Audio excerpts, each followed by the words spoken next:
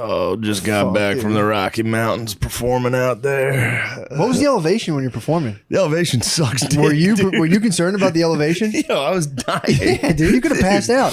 The elevation was brutal. You could have fucking passed out. I couldn't tell if it was because I was extremely nervous or not, but as soon as I got on stage, my mouth was like... Yeah, I was like, fucking Navy SEALs. Oh God, I'd be so scared. I would blame it all on the. I would demand like a hyperbaric chamber or something to perform from some sort of suit. No, dude, you wake up every day, your skin's totally dry, your mouth's totally. I mean, that also could be a hangover, but it also could be these 30 beers. Night number 1 was rough, dude. It was party time. I was coming from Vegas. That was a rough trip. From Vegas. That was actually a fucking incredible trip, dude. The fight? Yeah, it was incredible. Yeah, it's awesome. Took a private jet with St. Rogies. The PJs? Me and Lex Friedman and Joe Rogan on a private jet. The PJs? It was crazy. How was it? It was wild, dude. I just sat there and those two were chatting. Lex Friedman and him were talking about, I don't know what the fuck they state of things. Stuff. What did you say? Stuff. We said, yeah. I was just like, I can't wait for this fight. And they were like, we forgot you were here. Yeah, dude, that's fucking sick. Yeah, I've never been on a private jet. Those things are pretty scary, dude. Those things, like big ass planes, you hit turbulence, you think it's bad. Those little guys hit turbulence, you're literally like. I was trying to imagine it. I was on a smaller flight, like a smaller commercial flight, and I was trying to imagine if no one else was on it to get a feel. I'm like, dude, there must be so much space. It is. I mean, you can just walk around, but it's also the turbulence is scary. Yeah, dude. And then, Rogies is like a hard ass, so he's like, you like that? You a little nervous? It's like, yes, dude.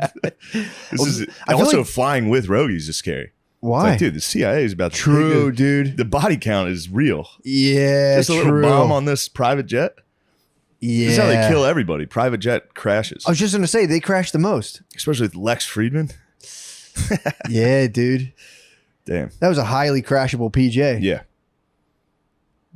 Trump probably was like, no, Shane's on there. True. Leave them. Don't. Deep state. Yeah, true. But yeah, that was crazy. The whole thing was crazy. Yeah, so you Kamzat might be the biggest fucking dildo of all time. Dude. What happened? He just, I don't know. He's awesome. Sure. Kamzat Chimaev is awesome in the UFC. Good. And he's so good. Like his wrestling, that was terrifying watching him wrestle. Yeah. I told you, it was like two cats. Dude, like when you were that close and watching those dudes like flip and roll around. When you sent me that, it was the perfect description. Yeah, it looks like a cat killing an animal. They just locked up, grabbed his neck and was rolling with him and shit. And then finally, he was like, the guy would try to get off, and he'd somehow grab. Yeah, it was gross. Well, that's that Russian Sambo, bro. Yeah, it really is superior to BJJ. What is it? Russian Sambo. It's superior. I just the tweet you sent me had that. Oh, is that what the caption? Yeah, it's like, well, it's superior to BJ. I saw that guy was McKeevy's got blitzed for the BJJ. That made me laugh so fucking hard. He got attacked for saying something about BJJ, dude. You can't criticize jitsu. I'm telling you, you can't criticize people's jits.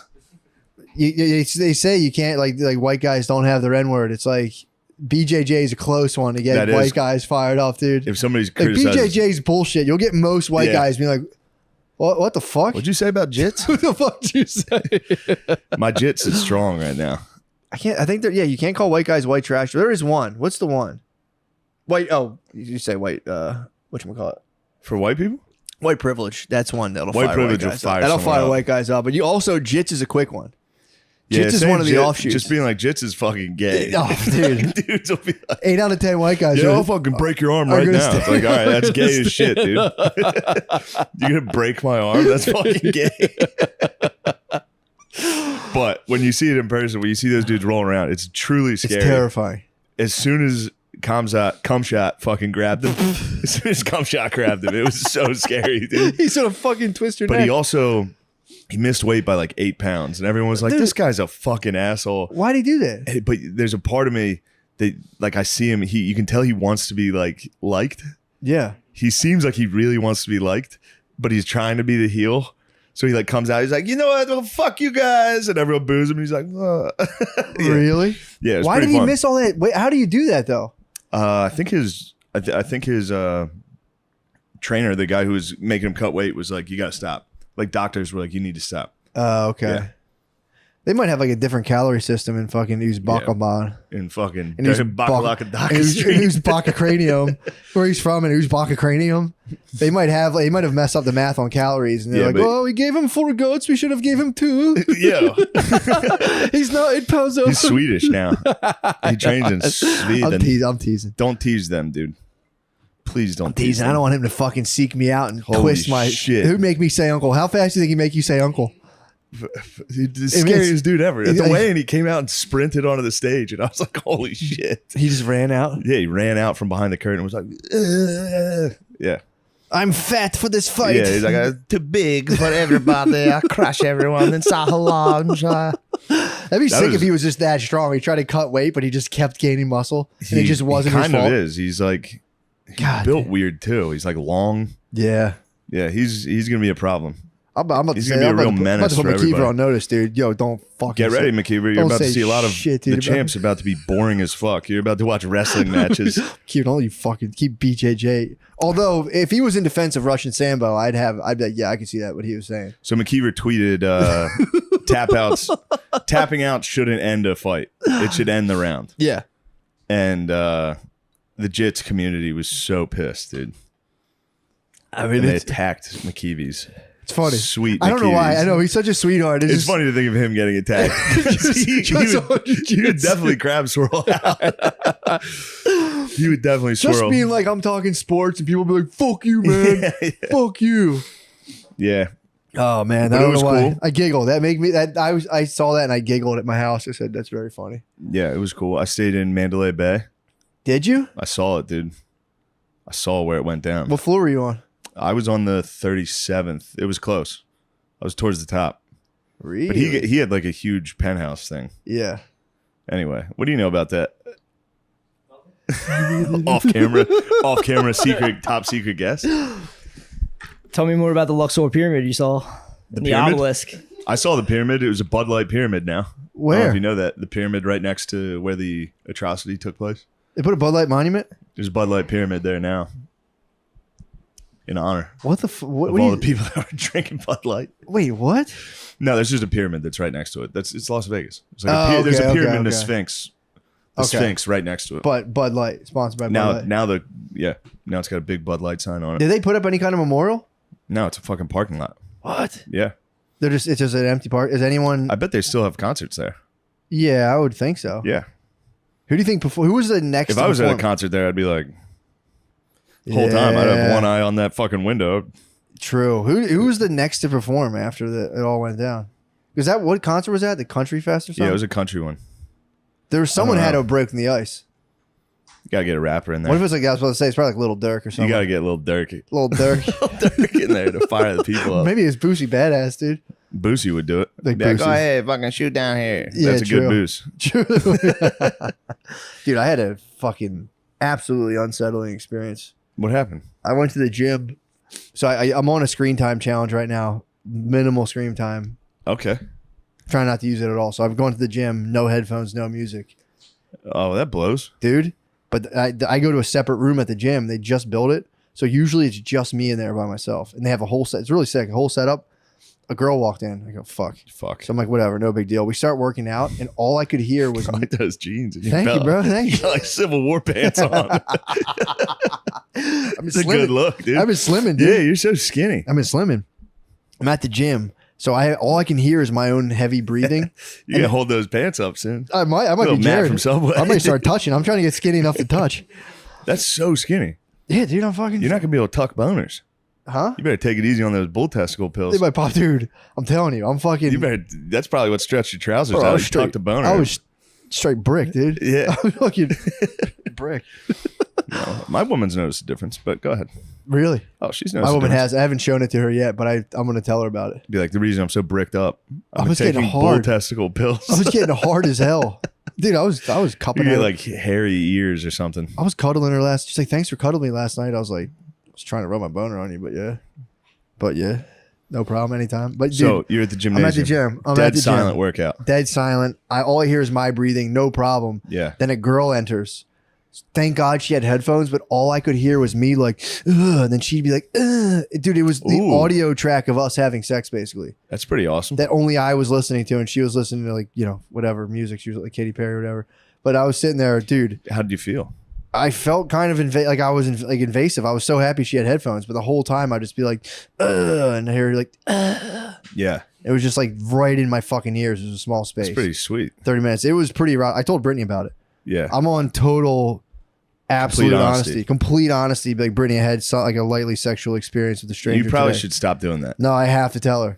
You should definitely not tell her. Brittany, I had a lightly sexual experience. If my girlfriend told me every slight sexual thing, I'd have to confess. Fuming, dude. You have to confess to them. I'd get the bull test to go and run. I might headbutt through a door. I might go through a door and chase her. You say, Brittany, I have to tell you this right now. I was in the shower and I was tempted to think about strangers while I was masturbating, but I ultimately decided upon you. Yeah. I tell her, all right, complete honesty? Tell her everything. Yeah, it's total honesty. I'm telling you. You whack off to your wife? I've completely just started. Jokes. But no, I'm telling you, I made an assault covenant with myself last night. No more porn forever. Forever. Forever. I don't ever want to watch it ever again. And it's not like I'm not like spazzing about it. It was just porn's sweet, dude. I mean, it's attractive. You know, for sure. porn's sweet as hell. I don't think it's sweet. I haven't watched it. You think porn's sweet? Hold on. On record, do you think porn's sweet? Hear me out. Hold on. This isn't fucking yes or no, dude. Porn is sweet, dude. Porn is sweet. I don't think it's sweet. If you hold off for a while and you're like, oh yeah, I haven't whacked off in a while. You toss on some pornography. Yeah. Porno is sweet. Sure. I mean, again, it's just, dude. That's like Percocets or something. Like, that's saying like perks are sweet. Like it's attractive. I've never done them. I bet they're sweet. Perks are sweet. All this shit is sweet, dude. Are perks sweet? Perks are definitely sweet as hell. What are you talking about, dude? Perks are not sweet. I've never done a perk, but I guarantee they're sweet as shit. I'm saying the end road. Every drug I've done ever has been sweet as hell, dude.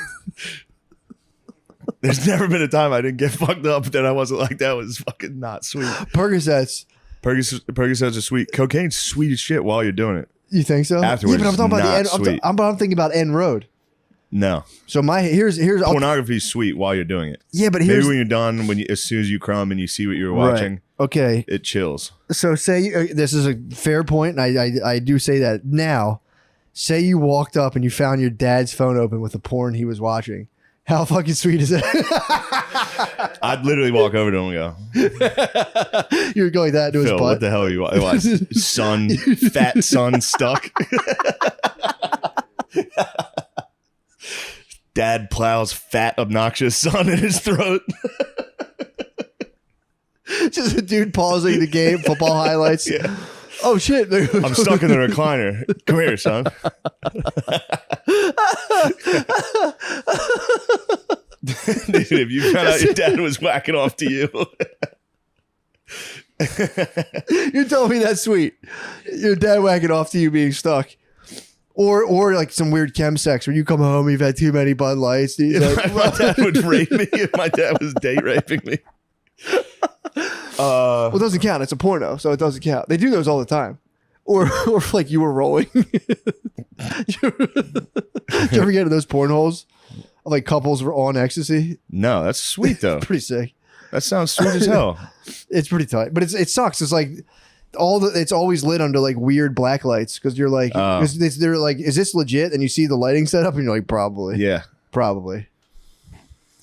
I'll tell you what. Speaking of breathing, I ran into some trouble because I was trying to hide my vicious cold sore from everybody I was talking to. Not bad, by the way. You can see it now. Yeah, it was pretty invisible the whole time. I did a good job of attacking it. What did you use? I used ice and Abreva, and then someone told me to buy these lysine. That's what I was thinking about the lysine. Bought those, but it didn't crack or blister. It wasn't bad, but I also every time I was talking to someone close, I was like. I can't breathe out of my nose. So I was Tony Soprano for a week. Like people would be standing next to me, be like, "Are you all right?" I'd be like, "Yeah, why?" And they're like, "Because you're breathing like really. You're like mad." People thought I was mad for a week. Just it's probably the fucking bull testes too. But yes, how was it? Vegas is sweet. Vegas is pretty sweet. I didn't know Vegas was sweet. I thought Vegas would be hell. You've never been? No, it was the first time I've ever How been. long were you there? Well, also, you had the ultimate Vegas True, experience. I was in the, yes. It's usually just like 7 dudes who like spent way too much money being like, Yes. oh, I need to get out of here. Yes, it was. I did get lucky with how I was there. But it is fun. I went there a long time ago when I was like a very young man. That might be aggressive. Bro, I went out there with like literally zero money. Yeah. My cousin paid for my plane ticket. I went out there with a credit card and I did have a blast, but I remember being like, that's too much fun. Yes. I had to get home. I was like, I don't know how someone could do a week out there. I'd die. No, it was I went and saw one of the nights I went off and saw Bargatze was there. Nice. I went and watched his new hour. So good. Nice. Nate Bargatze might be He's funny. He might be number one. Well, that was a dude I heard about forever, and I never watched his clips. And we saw him in the tour bus. I was like, I got to see what this guy's all about, dude. I was like, hilarious. He's unreal. And then you didn't see Celine Dion? St. Rogies. You just go out and eat steaks every night. Tomahawk. Yeah, just huge, massive amounts of steak. Oh, fuck. It's pretty sick. Is he is he carnivore diet or is he keto? He switches on and off. He was yeah. Let's talk Rogies diet. I'll talk Rogies diet. I want to know. I just want to do whatever he does because I feel like he's got the inside. Whenever I hang out with those guys, it makes me want to do what they do, like just eat steak. Yeah, I feel like he's got the inside dope. Then they work out. I would just be eating steak and just laying back down. It's an oil tycoon. You'd be an oil tycoon. Just steak and milk and just lay down. True. But yeah, dude, that was pretty much it. I had that sexual experience. What else happened in Vegas? Or did it stay in Vegas?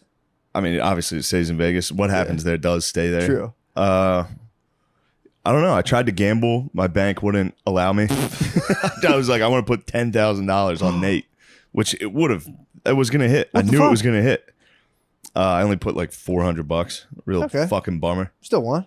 I know. I was like, I'm in Vegas. Let's go crazy. What'd you do with the gambling winnings? It's just on a card I have. Oh, that stinks. Yeah, but I'm going back for Skankfest. Oh. Yeah. You're going to lose $10,000. That'll be a tough one. No, I don't have $10,000. It was $800. I have a card that I'm going to go into the sports book and put it on. Then Notre Dame lost to fucking Marshall. Marshall, dude. The Thundering Herd came in to set. Notre Dame sucks. What the fuck? Notre Dame fucking sucks, dude. How the hell they lose to Marshall? I don't know. Did you get that news while in Vegas? Yeah, I was watching the game in Vegas. What's the half-life for you of like a Notre Dame loss, like biologically? Thankfully, there was the Nate Diaz fight that night. True. So I was like, all right. You took it. You went. I didn't even have time to process it. I had to go straight to the fight. But during the fight, a lot of people were like, Marshall. They were just yapping at me. I was like, guys, come on. Mean. It's supposed to be a fun time. It's kind of a microaggression, honestly. For sure. It's pretty fucked up. So now Notre Dame plays Cal this weekend. Tomorrow. How you feeling about it? Not great. They kind of stink. I think they're going to win. I'm back, dude. I'm back. And they might win out. I mean, coming off a loss like Marshall, dude, they better be hungry. They're wearing green jerseys this weekend. Are you excited? Yeah, dude. What's going on with the royal family? Any news? Are you talking about Charlie Boy? Yeah, what happened there? Yeah. He can call himself whatever he wants. He's a king. Fat Finger King. What happened with the Fat Finger King and the pedophilia? Oh, he's a pedophile. Him and Lord Mountbatten were pedophiles. They got Jimmy Savile in there. The Queen protected him. Yeah, but the Queen covered up the Epstein story originally. Really? Yeah. Is that who got it sealed? Well, when the media, they could have broke it, and the chick got hot mics. Project Veritas hot mic'd that one chick. She spilled the beans. Yeah, she was like the royal family leaned on her, told her to shut it down. Well, yeah, they threaten your lives, dude. Prince Andrew. They're insane.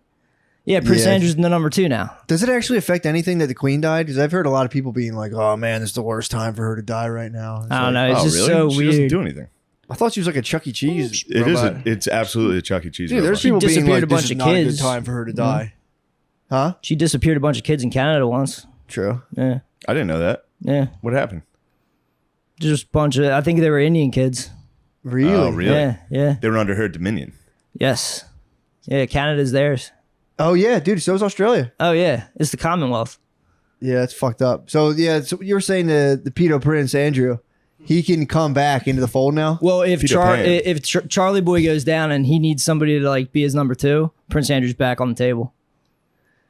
I mean, hear me out. I mean, I think pedophilia is gross and wrong, but I feel like What would you? I'm gonna play stop you there. devil's advocate. Play devil's advocate. What do you say about like only monarchs can do pedophilia? It does seem like it does come with the territory. Yeah, I think they've been doing it for like 1,000 years. I think so too. Pretty sure that's what the king's been up to. Yeah, I'm pretty sure. Yeah. I think that's all you do as a king. You like someone tells you like, "Do I have any money?" They're like, "Yeah, we have a lot of money." Like, nice. What's up with the kids? Like, He's yeah, all dude. He's also a like, psycho. you can't pay taxes. All right, bring me your child. True. He's also a psycho with the climate change stuff. Who? Prince Andrew? No, Charlie Boy. He was like the original Greta Thunberg. Really? Yeah. Okay. Yeah. How about the Patagonia guy? Do you see that? No. Have you seen this? Have you heard about this? Who's Patagonia guy? The guy who owns Patagonia like sold all his shares to fight climate change. I What? think it was like 3.5 bill. Yeah, actually, kind of sweet It's kind of nice if of you him. believe that stuff. That's nice of him to do. Climate. So you think climate change is sweet? What? I like the fact that the Do you planet's deny warming up. climate change? Dude, I have no idea. I can't. I'll be honest. If someone asks me like how the world's doing as a whole, I'm gonna have to hit him with, I don't know how that works. Yeah, I don't have fucking a know. fucking I idea, have no dude. fucking idea. I don't know how they predict weather. Well, I hear people go like, well, the world warms up every now and again.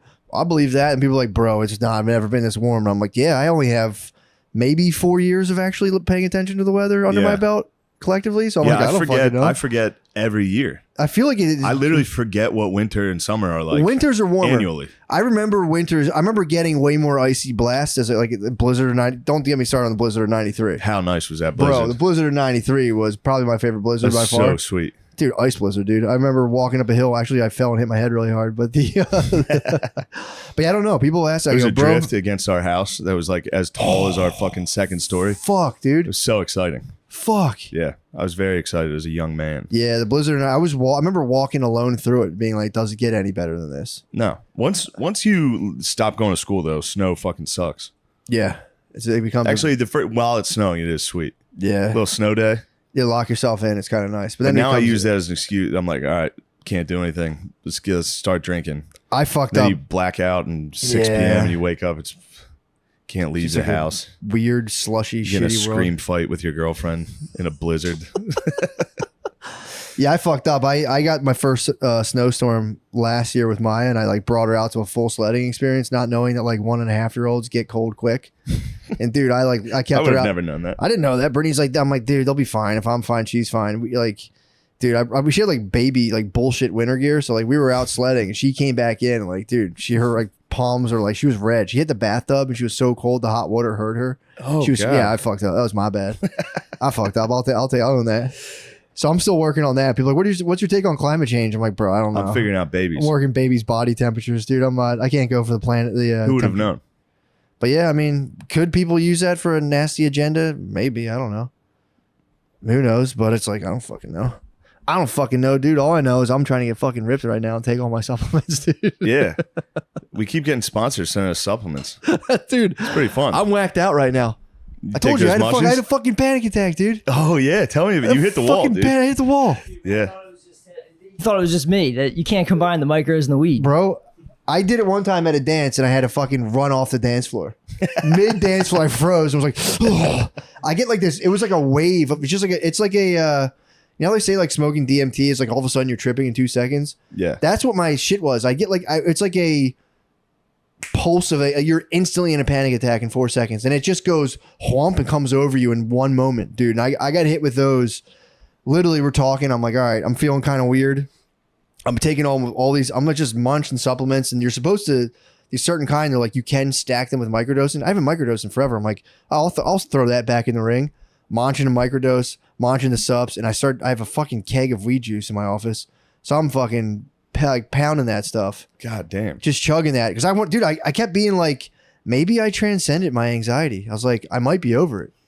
Maybe I fucking moved past it. Maybe I no longer fear things. Maybe I might be in a post. Like I'm talking about for my body. I'd get these crazy body. Oh, but still, I think I have figured out weed anxiety where I'm like, okay, this is this. And Dudes can champ it. I've been I believe you can champ weed anxiety. And I'm sure if I start up in the ante on it, it'll get me again. But when you mix like a little bit of mushrooms and weed, dude, it gives you like for me, it's a different body feeling. So we're sitting there, we're chatting, we're talking. I'm like bullshitting about like being at a Coldplay concert in 2021. And they fucking, yeah. So I'm like, everything's good. Everything's fine. So we go to start. And like, all right, let's start for real. Dude. And I literally go to start and I just go, oh, like Sid asked me a question. I just went, should we pause for a second? And just had to go. Holy I had to shit. lean over, dude. I was fucking having a complete panic attack. Nice. And it's like, What was it about? Do you recall? It was just physical sensations. Everything. It was just physical sensation. I got I know the physical sensation of being high from weed, and I can champ that. The physical sensation of like, because it's like you get a physical sensation from weed, and you go, oh man, what if this gets worse? That's where it all comes from. This might just be the beginning. That's how I was. But at that fucking concert, I took a lot of mushrooms. Did you? I ate a good amount. Really? And like when it was starting to peak, I was like, ooh, I hope this stops. That's what I'm saying. I really hope this stops because I'm fucking like. So. And it did stop, and I had a wonderful experience. See that, and it always does. That's Thank the God. thing. And then it went back down. I was like, I need to keep eating more mushrooms. You need to go. You need to keep it going. I had the problem with me is the mushies alone, fine. The weed alone, fine. When I combine those two, dude, it spins every single time. I'm sure. I get this body wave from mushrooms, and I'm like, in my head, I'm like, this might go super far. Yeah. And then I'm like, and then it's like lights, camera, and I was like giving a hot take on God. race. We were starting out with a hot take on race. And I was on like, race? He was like, what was that thing you were saying about like uncomfortable bringing minorities into like households in the 90s? And I was like, I've hit the wall. Complete bad. And then it just came up and, Yeah. I've hit the wall. I've hit the alcohol wall on several podcasts. Did you? And it's the worst feeling in the world, dude. I had a dude at the airport yesterday was like, saw you on the Barstool case race, dude. What's up? I was like, don't ever bring that up. Dude, I hit the fucking wall. I hit the wall so hard. You were nice watch. Oh, yeah, it was pure nice watch. That was, I was on the wall there. Yeah, and alcohol is that's a crazy wall. I hit the wall on Kill Tony again. Did you? They keep doing Kill Tony after Rogan. Yeah. So we drink a lot on Rogan and then go to Kill Tony. And I'm obliterated. And anytime I'm hammered on a podcast, I just scream the whole fucking time. I mean, he's gay. Which I think is fun. I think it's fun. Well, it's funny to be a critic of that. I have a fun time. It is funny to be a critic of that. To be that. a Redditor? Like, I didn't like a Redditor. A commentor. Who coined? Was that your coinage? Yeah, me and Billy have been saying. Oh, Redditor. The Redditors? Yeah, the Redditors. Yeah, but The it's intelligentsia that is Reddit. That is the true intelligentsia. A Redditor. But it's also to be like, that guy got too drunk on that podcast. There's some dudes that are too drunk for comedy shows. That show up to comedy shows like, yeah, I'm fucking sorry, bear. I fucking ruined the show. Oh, man. Ruined the show. Getting hammered on it, going on and doing stand-up. Fucking ruined the show. Yeah. Being hammered and doing it. I mean, Kill Tony seems like a show that could handle being pretty drunk for that. Yeah. There's like 6 dudes on there. Seems like you got to chill on that's the the wings. problem. No, that's the problem. You have too many cold ones. Now you're front and center, dude. You're not going to chill in the wings. You're going to scream the entire time. No, hold on. Yeah. Everybody shut up. Kenny was cutting in the whole show. Dude, I watched all of season 4 this past week. Yeah. I forgot how much I stole his personality. Like, there's so many. He's like, the way you're talking to me right now, nasty. It's disgusting. Like all that shit. I forgot about it. I was watching. I was like, fuck, dude. Yeah, he's. Just tell everyone, mate, season 4 sucks, dude. Never watch it. That sucks. Don't watch season. That show's actually season really 4 was overrated. so fucking good, dude. It was, I think, the best. I think it's up there. I thought the Mexico was the worst, and then I rewatched the Mexico, and I said that was the funniest. Mexico one. Exactly. But it was the worst out of all of them. All of them were sublime perfection. And then I think was maybe like, South Carolina might. I don't. bro, walking in on his girlfriend getting his pussy eaten in the In studio. the Mexico one. was He's like, I thought you were like a whore with a heart of gold or something like that. You're just a whore. The whore's heart. Yeah, Unbelievable, bro. I think that's far and away the best comedy. I think they did it. I think they fully.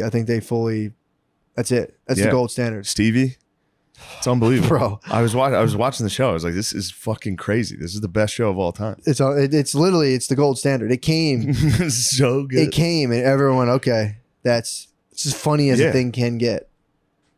From literally start to finish. There's not a single moment where I'm like, yeah, I wouldn't have done that. I'm like, that's the funniest. It's crazy. Oh yeah, that's the The funniest. shit they say that it's just like he says racist shit like throughout. The very You're like, beginning. damn, Yeah, just getting away with it.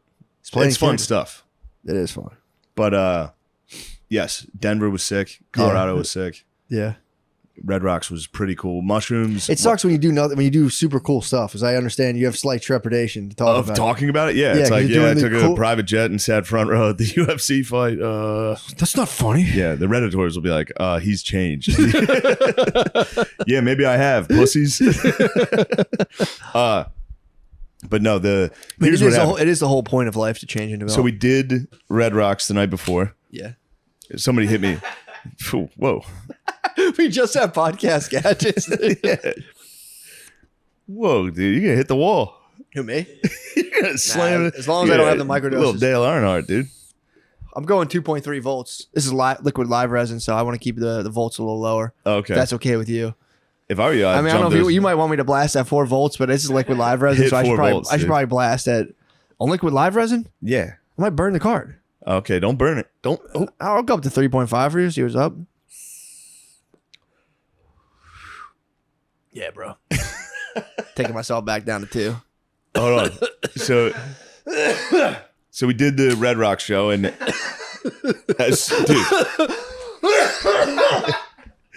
just kidding. Those are your toys. Get your toys. My toys. You got toys, bro. What's this middle one? That's a toy. This one? Yeah.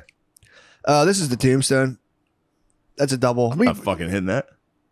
Take it single. That's a cloak. I got cold sore. Sorry, but go ahead. That's a good way to get out of drugs. True. Sorry, I actually have herpes. True. Dang. I don't know if we have those. I don't. Maybe we have before, but I don't know if we do. All right. You Well, know here, better than you me. do an endorsement for them. Ready, go. Here's some shit Matt left us. I'll tell you what. This pot is great. Good pot. From, what's the name of that company? Hamilton Devices. Hamilton Device. Show them all the toys. This is one of my favorite toys so far. It's almost like a Pops switchblade. up, It retracts. pops out. Feel like You James can- Bond. Feel like a sick ass guy, sick ass weed head. Speak up, dude. I can't even hear you. I'm sorry. I got the headphones on so I could hear myself clearly. All right. This is a vape you could bring. You can smoke weed out of, smoke pot out of this one. It's like a That's necklace. the necklace Matt wears like a dunce. You could pull it out and smoke on it and put it back. Hamilton Devices. Hamilton Devices. The And they do logo's the pipe shark. one. You like the pipe. I like Didn't the you pipe get one? Didn't Matt yeah. Matt give you all these? I hope. I don't know. That'd I be think he pretty did. sweet if he did. I think he did. Damn. Well, Well, I'm rich. Thanks, baby. Hamilton Devices. Thanks, Hamilton Devices. thanks, Hamilton Devices. Thanks, everyone, for listening. Thank you, Enjoy. guys. Now back to Matt and Shane's secret podcast. I hope you're enjoying the episode as much as we are making it. We did Red Rocks. It was extremely exciting. I was nervous. Get done. It felt like you did cocaine. Like you get done, you're like, I got like nervous at talking to everybody, drinking. Yeah, dude. Like, That picture freaked me out. Of that that many video I people. sent of that. Did I show you that video? Yes. I sent it to you guys. I saw it. Walking out and looking up at that, it's like, holy shit. That's scary. Dude.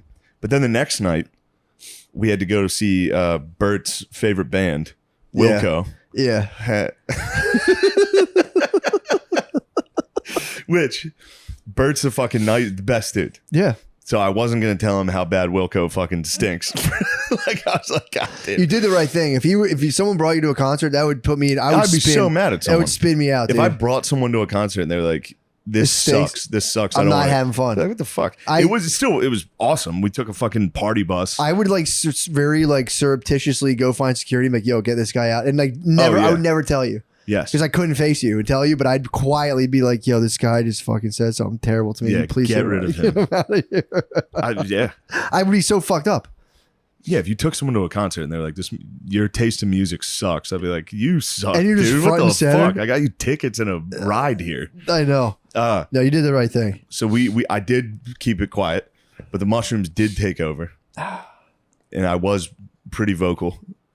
What happened? Well, the opening band was on, and I was like, "This shit." It just happened to be right when the music stopped. Who I was was it? like, "Yo, this shit sucks." Who was the opening band? I don't know. I don't want to. True.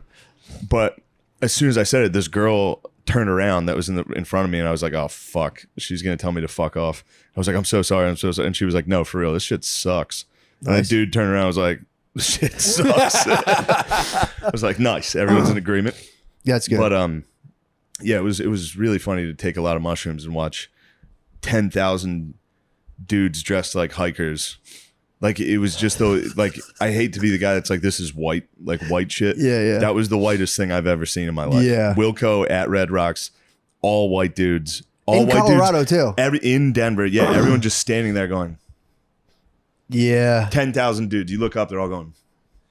Yeah, true. It was so fucking crazy. And it like, I didn't even notice it. My girlfriend was like, look around, like look at the people.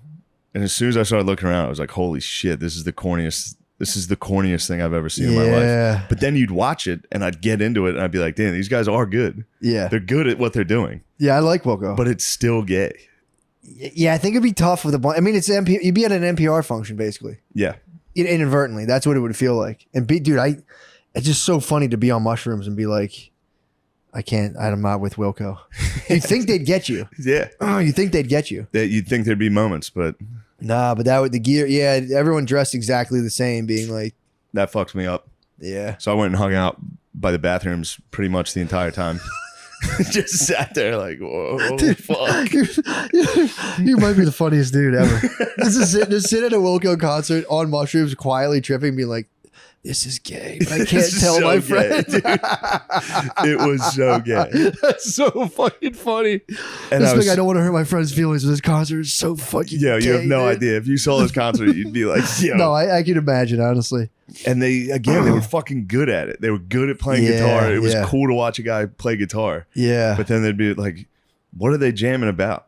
Like they're all up there like there'd be times where they'd like, almost like Hendrix, where they're like, yeah, they get real weird, like a fucking cacophony. It sounded like shit. It was like, this sounds like shit. Turn it down. And like, what are they? They're all like 50-year-old white dudes dressed like hipsters. Yep. That are like, they are like, they're like party line Democrats, I bet. Yeah. And they're like, America sucks. Yeah, that's like my whole thing with rappers. When rappers get old, I can't. It's saying like, yeah, it's sad. Anything gets kind of shit. You have to just stop, man. Yeah, Snoop needs to shut the fuck up. Fuck, dude. Yeah, that's tough. Rappers, and I guess that would be. There's that one guy. What the fuck's the one guy? Who was the lead singer from the Red House Painters? The Mark Kozilek, maybe his name was. Red House Painters? Yeah, he was a guy. He was in Sun Kill Moon. It was like is of that vein. I've never heard of any of these. I forget his name. The guy, this guy. Is this like Wilco stuff? He would have been. Sounds like Wilco stuff. It's Wilco-ish. What's his name? Kozilek. But the problem is within this whole thing, he was too much of a right-wing god. He's a right-wing god. If they were right-wing gods, I would have been like, dude, these guys fucking rule. So, dude, what happened is he's a right-wing god, and I forget what right-wing god. All his songs now are about like how much pussy used to be at his not all of them, but like one of his songs is genuinely him complaining about how there used to be pussy at his concerts. That's good. And now it's just the dudes that you're describing, and he's like, what the fuck, dude? I don't want to sing for these guys. Well, that's awesome. But yeah, he came. I wanted to see. I was thinking about good bands I would have rather have seen. I was thinking about how nice it would have been to see like, who's it, Buck Cherry? Buck Cherry would be like back in the day. Who sings a song that's like, "Hey, crazy yo, bitch. crazy Buck bitch"? Cherry. I was like, dude, it'd be so nice to be at that concert. Dude, did you ever see? Bartley showed me a concert of. They did an interview with Buck Cherry. Did you ever see that guy? How he operates? No, dude. They come out. He's got to be a full pickup artist. He literally, dude. Yeah. On stage comes out and he does like almost like a Black Preacher thing where he's like, all we want to do is fuck, right? We just want to have sex. We're simple creatures, y'all. Dude, that's the worst shit I've ever heard in my life. Crazy Bitch is like a 14-minute sermon he delivers, dude, and they shoot the crowd. It's a bunch of dudes like pissed, being like, the fuck? They get dragged by their fat girlfriends. It is fat girlfriends with fucking tramp stamp. I know, dude. Fat girlfriend with like barbed wire tramp stamp. I wish I remember the video. Hey, y'all crazy bitch, but you fuck so good and on top of my Can you, or Gardini, can you look up, it's high energy, low IQ. That's what Buck Cherry's, that's yourself. They're like, we're high energy, low IQ. And we come out. Dude, there's a 15-minute video of backstage at a Buck Cherry concert, and it's the most disturbing shit in the world. Fuck. You cut to like 10 minutes in and just put him, dude, some of his rants while he's live on stage, he's just, dude, give me that mic. It's the funniest, it's literally the funniest shit ever. It's only like 7 minutes. This one. Well, okay, that might be it though. I might have doubled it in time. Dude, that's live Crazy Bitch. You better shake your ass like a fucking salt shaker. 15 minutes. Just naked on stage, writhing around, and like, you crazy slut, I'll fuck This you. song ain't about a lady. This song's about a crazy bitch.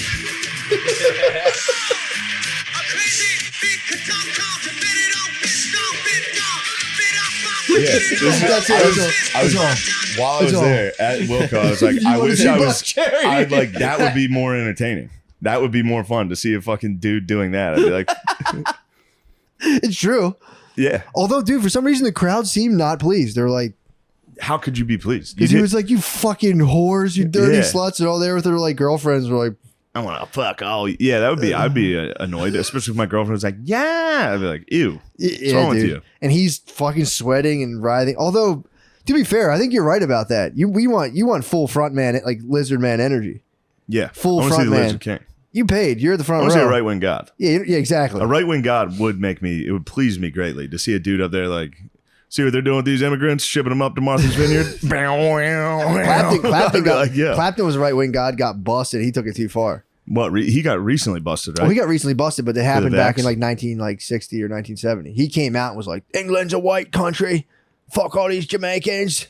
Oh shit! Came out hammered in the 70s. Was like, "Get them the fuck out of here." He hit the wall. He hit the wall. He hit the wall, bro. Like, He hit the wall. Jamaicans can fuck off. He hit the wall, and then he like they brought it up as soon as he was like, "I got As bad." soon as he was like, "I don't know about the vax," He got they were like, bad- "Remember what you said about Jamaicans?" The vax fucked my finger up, and they like went back to the 70s. Like, he's a fucking racist. Yeah, he hit the wall, and then after that, he had to do a concert for racism. He's like, "Guys, I'm so fucking sorry.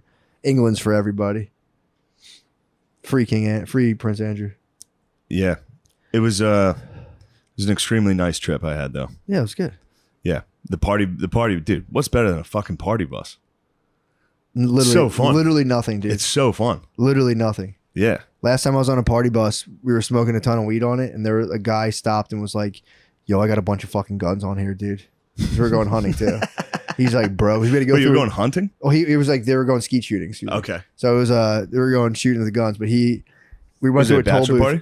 Yeah, we went through Yeah. a toll booth. We're just blazing in a party bus, and we With went through. guns, dude? What are you, T.I.? We went through the toll. What are you, Lil Weezy? We went through the That's toll crazy. booth. I didn't know he brought a ton of fucking guns. I knew we were going Yeah. to skeet shoot. I know he's going to bring all of his own fucking weapons. He brought like weapons for us, to, like AR-15s You guys are to crazy shoot in the bitches. morning. We're crazy bitches, bro. Hey. Dude, we went through the toll booth, and he was like, "Yo, fucking fuck, that lady probably called the cops. We're gonna get pulled." This guy had a bunch of fucking guns and freaks me spun out. out on weed. He's like, "They're gonna fucking take my guy." He spazzed, dude. Oh, Yeah. she fucking smelled the weed and called the I cops. can send him to Rikers, dude. Probably, dude. We had mad gats, dude. We probably had T.I.'s arsenal. Yeah. We had T.I.'s arsenal. Would you have taken the fall for your boy? For those gats? Yeah. Surely. So those are my gats. I'm like, bro, I own one of those shotguns. Those are dope. Those are all mine. Oh, I feel like you're allowed to have a shotgun if you're high. I feel like there are shotgun rules. Like Yeah. your father can gift you a shotgun, no questions asked. Yeah. So I'd be like, yes, this is my legal right, dude. I'm in a militia. Now we're talking Second Amendment. Now we're talking pig and walnut. Now we're talking second. Is that a walnut or a pig? Where did the pig get the walnut? Dude, I'll tell you what. I've been fired up on my rights. I've been getting political. Yeah. You see me on Twitter yesterday getting political? Yeah. What were you saying? I Bro. enjoyed it. I got fired up yesterday. What'd you say? You know I've been battling the PA weed What were system you for a saying? long time, dude. Yeah. So get this. PA weed system obviously is bullshit. Yeah. You have like 4 corporations that own it all. Somehow they mostly all charge the same exact prices. It's not price fixing. You know, they all charge the same prices. It's bullshit. So I'm like, whatever, you know, I'm dealing with it. I go in, they're like, hey, you should try this shake, which that's like the bottom of the bag, Yeah. which isn't bad. It's ground up nugs, no problem. I go, oh, that's pretty nifty. I'll grab some shake for me and my friends. We'll have that, you know. And I bring it home. I smoke on it. I go, oh, it's harsh as hell. It was I harsh. said- It was harsh nugs. So wait, no, dude. Were you like, these it was- aren't dank nugs? It wasn't dank nugs. These are harsh nugs. It wasn't harsh. It was trim. It's the fucking leaves. trim? It's the exactly sugar leaf, bro. What? Larf, bro. They fucking larfed you? They fucking this is all. It's all family. So you got larfed. I knew it too. As soon as I hit my throat, I went, hold the fuck up. Yeah, hold the phone, dude. Hold This the is fuck harsh up. larfage. These guys got a problem. They don't even know it. And I had 2 different brands. Both of it was just fucking trim, dude. Shane, riddle me this. It's a medical program. It's a medical marijuana program, Yeah. and they're selling people who know nothing about weed. For cancer guys. They're selling them literally stuff you throw. It's exact cancer guys cancer guys. trying to eat. You're trying to get an appetite. Yeah. Oh, I don't have enough money. Let me buy the shake. And these fucking motherfuckers working there, dude. They all have pins too on their shit. That's TGI like, Fridays. love dude, is should love. punch No, them. it's like apparently you have to like put all your political beliefs on your fucking Yeah, of shirt for some course. reason. Love is love. Yeah. All this bullshit. Meanwhile, it's like, and I told him, so basically the whole story is, I smoked the, I know it's trim right away. It touched my lips. I went, hold the fuck up. Yeah, it's trim. This is trim. I said, boys, put that down right away. Yeah. That's food grade. You can't be smoking on food grade. Put that down right now. Yeah. So I find out I'm Go. fucking fuming. Go the next time. So yesterday I had to buy some vape cartridges. I'm like, nice. I get to go fucking tell them what time it is in there. Walk in, they have all these like political. These You are tell like, them what time it is. these are like party line dudes. You're Political maestro. pins and shit. I'm G with it, bro. I walk in. I go, yeah, I just need some vape cartridges. I'm looking around. I go, hey, you guys still got that shake? I'm fishing. Yeah. Oh yeah, man. Yeah, dude, we got it. And I go, yo, that stuff's fucking bullshit, dude. He's like, they start, their eyes go up, and I'm like, they're grinding up fucking trim, dude. That's food grade. And you're like, oh yeah, man. Like, yeah, some of the companies unfortunately do put like blah blah blah blah. And they started. What did they try to? You should hit have me told them the science is real. You should have said science is real. Exactly, dude. You guys aren't believing in science right now. This is food so. Guess grade. what this guy? This That's science food. They have this mode they go into where they act like they're like on the corner. They go, yo, bro, that's just the name of the game. He hits me with that. I said, that's not the name of the fucking game, bro. I was like, that's grimy. You're behind a desk. I'm like, pussy. exactly. I'm like, that's grimy, dirty shit. And I'm like, that's the grimiest thing possible to sell people shake or sell people trim to smoke it as shake who don't know what anything is. I'm like, that's like really grimy stuff, man. Yeah. You guys shouldn't be doing that. You guys shouldn't even be supporting that. That's fucked up. So How do you hating feel him. about that? I felt powerful, dude. I mean, How did he feel about it? the one guy was one guy was like, yo, it's fucked. It's totally fucked. The other guy, not the guy who said name the game. He was like, yeah, dude, these companies do it. These It's the companies, name of the game. bro, they act like it's like all of a sudden this dude's Joel Santana. I'm like, bro, Yeah. get the fuck out of here, man. Damn, that's you a were good- just at Target 4 that's a good months call, ago, dude. You were Joel's just rules. at Target 4 months ago. Santana. Yeah, now they're at. I'm like, dude, get out of here. Now they're in the fucking Bird Gang. But yeah, so I'm like, I'm not being harsh to them. I'm like, I'm just telling you guys that's fucked and that's crazy. Those guys are allowed to do that. I'm like, it's Should have called him crazy bitch. they're crazy bitches, bro. So then they're like, yeah, dude. The one guy's like, dude, it's totally fucked. Like it's bullshit. And so I go to the back. Now I get to go to the back. What is it? What is this day? What day is this for you? Yesterday. This is yesterday. This is yesterday you're doing battle with dudes this at a is the fucking commute weed home. shop. I worked all day. I'm in the office. I'm drinking the weed cake. What'd you do? Dude, I'm working on a top secret program right now, dude. I'm always up to not some criticizing. bullshit. No. I didn't mean to criticize. It's not criticizing at all. I'm not criticizing. Bro, I need people. You need people to keep me in check. Forgive me, I'm not criticizing. I appreciate when my Go. friends keep me in check. Bro, Go. bro. I'm not criticizing. It's not criticizing. It's critical All at right, all. so you just worked your fucking ass off. Dude, I got fucking. You clocked in, dude. I'm wiping the sweat off my You face to get in clocked there. in. I'm clocking out. You clocked out. Now I you're on clocked your way out. home. Now I'm in the whip. Now you're It's pushing 2 the p.m. whip. Yeah. It's 2 p.m. Yeah. I'm working on a book. You just clocked in noon to 2. I'm writing a book I'll never release for 2 hours. Oh, hell yeah. I'm like, Oh, that's hard to do. it is what it is. It's nothing, bro. Bro, I'm just a channel, bro. It's all coming through me. It's From nothing. the spirit. All I gotta do is sit in the chair. It's a whole different thing, bro. This is top secret. All right. It's some shit I wouldn't even put my name on, bro. Bro, my bad for Bro. disrespecting you. All right, G. Keep it pushing. Dude, it's all G. It is G, but you were just working. You got snarfed by the fucking. You got fucking Reggie Dude, by the or whatever. I don't know. Yes, you're absolutely correct. Dude, So I come in. weed is as gay as dudes that are into alcohol like that. It's bro. Being like, this is an IPA. It This is sucks, craft. dude. It fucking Yeah. sucks so bad. So I go into the back, and it's like I need it. I'm physically addicted to it, so I need to have it. But Yeah. it's missed me with all the culture around it. Yeah. So I just pump it in my body, dude. And let me be. Now you're talking my language. Dude, don't worry about my addictions, you fucking bitch. So I have to go in and hear these guys with all their fucking pins talk. Like, dude, these guys would rip you to shreds if you were to say one thing they didn't agree with. And I'm like, Yeah. that's why you guys are fucking selling cancer patients trash, literal byproduct, Yeah. industrial waste that should be only food grade, while the most like corporate oligarchical system controls all the way. It's all fucking dog and pony show. We've talked about this before, but I'm fired up about that. I'm walking in there. Yeah. I go to the very back now. I'm picking up my stuff. And this guy's back there just absolutely holding court. He's like, they're about to drop these new strains, bro. They're so fucking nice. The new strains are gonna be bro, so it's all sick. hand trim, and I'm sitting. He's doing his spiel, and I'm sitting. I'm a bit. Think how fucking high these dudes get on these new strains, Dude. and then just go on Twitter and are like, "You actually don't think this is a woman?" dude. I walk into the place, I'm not to bash these guys. Just getting high out of your mind and being They're like, fucking Kamala Harris is such a badass. They're Shut so the fuck fucking up. high. I walked into the guy. They hand you an iPad. The guy was like squinting, trying to work an iPad. I'm like, these motherfuckers, bro. You can't just keep it easy. I had the decency to drink 2 cups of fucking my weed keg at my work. Yes. I can work fucking technology. They're like, Yeah. pisses me off. So then I walk It should back. piss you off. The dude. guy's doing a spiel. I walk back and he's like talking about the specific company and name who's really on some bullshit. I'm not going to slap liability, but once I get the full facts and deets, which I'll assemble, I will fully it's release war. names. I will fully release You're brands. going to be in war mode. I want to make sure I'm absolute. I got all the facts, all my ducks in a row. But right now, I'm not going to shoot myself in the foot. I called fucking Tom. I think Tom Wolf yesterday. You contact the governor. Governor, I contacted the fucking governor, bro. Straight to VM. He's got a full voicemail. He's telling you to call your governor. Have you seen the dude running against Dr. Oz? Fetterman? Fetterman. I called his ass. I was You trying need to to get his contact number. Fetterman. Dude, he's another one. Fetterman seems like, I don't know shit about that guy. He looks like a real fucking tool. I don't know anything about them. It's My a brother, shame our guys are Fetterman versus Dr. Oz. I'm Mehmet, bro. You like that Turk? I don't know anything about either of them, but I'm for some reason pulling for Mehmet. Because he's Republican. Bro, he knows everything about flax seeds. He'll get Pennsylvania. Pennsylvania won't be as fat. He's gonna be like, guys, drink some fucking flax seeds. You're jacked, dude. Why are you trying to attack? Dude, You're jacked. You're jacked. Let Pennsylvania be fat as shit. Not after Mehmet Guys Oz. are rolling. Yo.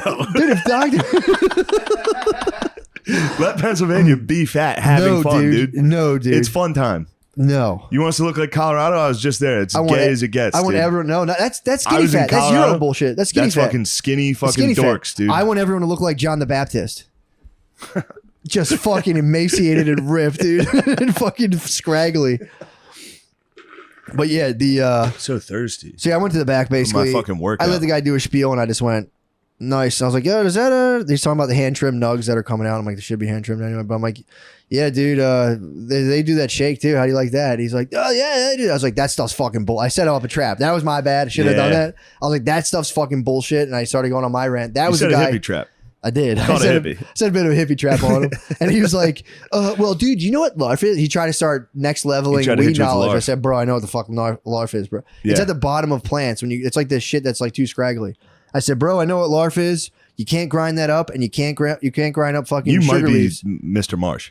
I think I am. I think You I might am. be Mr. Marsh. You can't grind up sugar. It was my integrity is too much. I was like, you can't grind up sugar leaves and give it to fucking cancer patients, bro. He's like, there is this one company that just does nug. And I'm like, bro, where is it? And why'd you guys tell me to get the stuff that's fucking trim? Why'd you give me the narcs? You guys told me to buy trim and smoke it. Why? And I told the guy in line, I said, don't buy the fucking trim, bro. He's like, I'm not buying that shit. Damn, so you killed the vibe in there. I called them grimy, dude. I was like, dude, you I guys know, are doing these dudes are high as shit, ripping people destroyed off. the vibe, bro. You were This harsh, guy, and again, I don't harsh, want to. dude. This might be just more. You might be Snarf. Or This mi- Marf or Well, whatever. it's funny too because this guy, it's like they get Larf. in there and they get like It's Larf. Larv. LARF, Larf. LARF. It's fucking Larf. It's LARF, but they like it's. And again, I'm being a bit judgmental. What's the sweetest weed? Nugs? Nugs, bro? Top shelf nugs. Sweet nugs. Although nug shake, dude, I'm no stranger to the bottom of a turkey bag, dude. Yeah. The bottom of a turkey bag, I'll dig out the shake from there all day giblets. long. That's my nug. That's my little shakies, dude. They're telling me it's shake. I'm expecting shake. If I don't get shake, I'm getting trim going, what the fuck? And I'm starting to go, these they're making millions of bucks, dude. You're telling me we can't have little micro permits? You guys want a little competition? It's pissing me off, dude. It's genuinely pissing me off. so you went in and harshed the vibe I on these harshed fucking it so hard. bitch ass hippies. Dude, this guy was in his glory, dude. It was a white dude talking to a black guy buying weed and be like, yo, this strain fucking slaps, bruh. Oh. Yeah. He was like fully going into all of that shit. And then I went up to him. I'm like, yo, that's grimy bullshit, bro. That's the grimiest thing you possibly do. Damn. Hit him. I fucking buried him with Call him being grimy. Call him grimy. I'm like, bro, you're being. Yeah. I'm like, this is grimy stuff, dude. Yeah, You know, it was pretty speaking fun. of that, I just watched a clip on the internet of Quentin Tarantino talking about Django. It's wild. He code switches He hard. was on BET and he code switched harder than anyone you've ever seen in your life in a bad, like he's not good at code switching. He's not good at. He was like, so damn, my man Jamie came through yeah, with why the is fucking crew and why does we he watched do that? Fly movie. It's like, holy shit, apparently dude. he just does that though. I like him and he's the man, but that's wild. Yeah, dude, he's a. It's funny when dudes code switch that do like a very offensive black accent as their Yeah. code switch. Yeah, dude, where the fuck was I recently that it was going down real hard? Well, the dispensary people, it's those guys get high and are like, those guys get high and are like, shit, man, let me tell you about this shit. Jack. Here we go. It's great. It wasn't that bad, but it was like, yo, that strain straight up slaps, bro. And I was like, dude, shut up. Yeah, shut the fuck up. Shut the fuck up. I wasn't being a grouch, but I was flipping the temple. I was flipping the tables. I was flipping the tables. You're JC. Although, do you know that when the people were out there selling at the temples, it wasn't actually like a sinful. Well, it was just they were according to this one thing I read. That was what people did back then. They would be like they would set up temples, so they didn't want you to waste time. If you were going to church, you could just you can get like whatever you needed. Set up the market outside the temple. Set up the market. It wasn't like a terrible thing to do, but he was flipping the temples, being like, these stupid little acts aren't going to get you anywhere, dude. So it wasn't as much of like people say it was like a really evil thing he was stopping. It was just he just didn't. Jesus like the does idea. rule, bro. I've been getting light into biblical scholarship. I'm not going to say I'm a biblical scholar, but I've been getting into like biblical. Give it a week. I'm getting into like the translation, do the translation errors, and like when they say like the dude ran up a sycamore fig, like that tree specifically carries a connotation that people just breeze over. It's pretty sick. Yeah, it's been pretty fun. I've been unlocking the meanings. Pretty fun. I lay up at night. I lit a fire. Later, brother. Goodbye. Contact me if you guys want to come. Later, brother. Yeah, dude, it's pretty sick getting into like the different, like the deep meanings of all, like, dude, salt covenants. Yeah, that shit fucking rules. What's that, dude? If you and I were we're back in times, we're in the Middle East, like pre-Jesus. Yeah, you come into my house, I'm like, yo, bro, I think you're pretty sick. Let's eat these olives. You and I just made a salt pact. If we eat salty food together, then if we could never betray each other. If we betray each other, punishable by death. We need a salty treat. That's what I'm saying, dude. There's like shit like that. You would betray me. Over a salt covenant, bro? You would break the salt covenant and stab me in the back. What the hell are you talking about? I'd go, E2, mate. What the fuck? Yeah, dude. What are you talking about? You're claiming me of breaking the salt covenant. Sorry, my bad. I'm harshing the pod, dude. My bad. I'm harshing the pod. I made a salt covenant last night to never watch porn. With myself. I'm never going to watch it ever again. I'm showing you porn every time you see me. You can show it to me. I'll fucking blind myself. I'm talking about me, secret mission status. Pledging yourself to pornography. Late at night. I said, I was like, stopped. I was like, I don't think I'm ever going to watch it ever again. That's sick. We'll see. I mean, if I break a salt covenant, like, dude, there's stories in the Old Testament about like, there's like so much weird shit where like a guy's in a lady's tent and then she just like gives him like buttermilk and then drives a nail into his head. Yeah. It's like, and the guy like breaks down all the specific meanings. Yeah, all like, the meanings. He like goes, it was like he was seeking asylum in there. She was nice enough. The buttermilk was a salt covenant. So it's like, rather than giving it, he asked for water and she's like, here's buttermilk. And it's like, damn, now it's like, you're under full protection of my house. Yeah. And he's like, word. And then he goes into, I'm still in the dispensary, word. And then he goes into her chambers. He goes into her chambers. All right, bet. And she goes, well, now that's like punishable by death. Now my honor's on the line because you enter my chambers. And she lets him fall asleep and just takes a nail and fucking drives it right into his temple. And everyone's like, praise that woman for she is so righteous. Yeah, they said in the Middle East back in the day, if you were wandering around, like if you like didn't get to your hotel on time, you can get attacked by thieves who like camp out on the road. Yeah. He said they all took it so seriously. I don't know if it's still like this, but like if you were like wandering around, you're a tourist. If you were to walk into like a thieves tent and say, yo, bro, I can't find a place. Please, can we make a salt covenant for the night? The thief would go, how much money do you have? You'd count out all your money, $1,000. You'd go, give it to me. Put it in his pocket. And then you'd have a little salty meal. He'd let you sleep all night, and then he'd stand out guard for you all night. And in the morning, give you your money and be like, all right, get out of here. Wow. That's how seriously they took it. Yes. Pretty sick, dude. I like that. Yeah, there's this, it's called Light Through an Eastern Window. It's a very good book. You should try that today. What? Salt covenant? Just going to North Philly and be like, look, I ran out of places to stay. I'll give you guys $1,000. Stand guard. Stand guard, and we eat these pickles, dude. Hey, everybody. Today's podcast, wow, what a great podcast. Today's podcast was brought to you by Raycon. I've been listening to a lot of Kid Rock lately. Yeah, I've been listening to a lot of Kid Rock lately, and it's been great. Whatever you listen to, it'll sound better with Raycon earbuds. Raycon's everyday earbuds look, feel, and sound better than ever. They fit perfectly, and they don't budge. Don't you hate when fucking fucking headphones budge? Yeah, I hate it so much. Raycon's offered 3 sound profiles, so you listen to whatever way you want. I like using Raycon. I use them.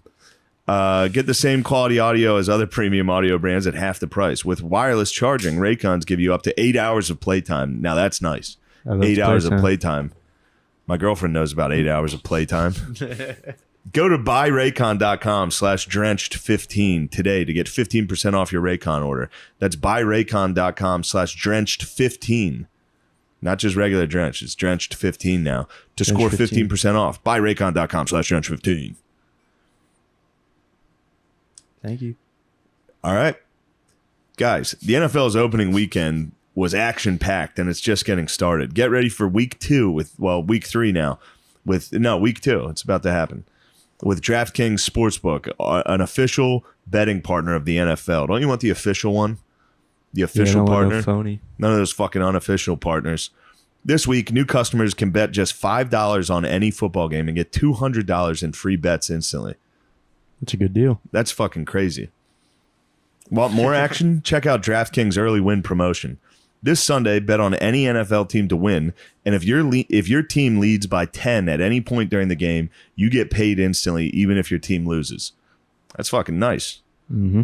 Download the DraftKings Sportsbook app now and use promo code DRENCHED to get $200 in free bets instantly when he plays a $5 bet on any game.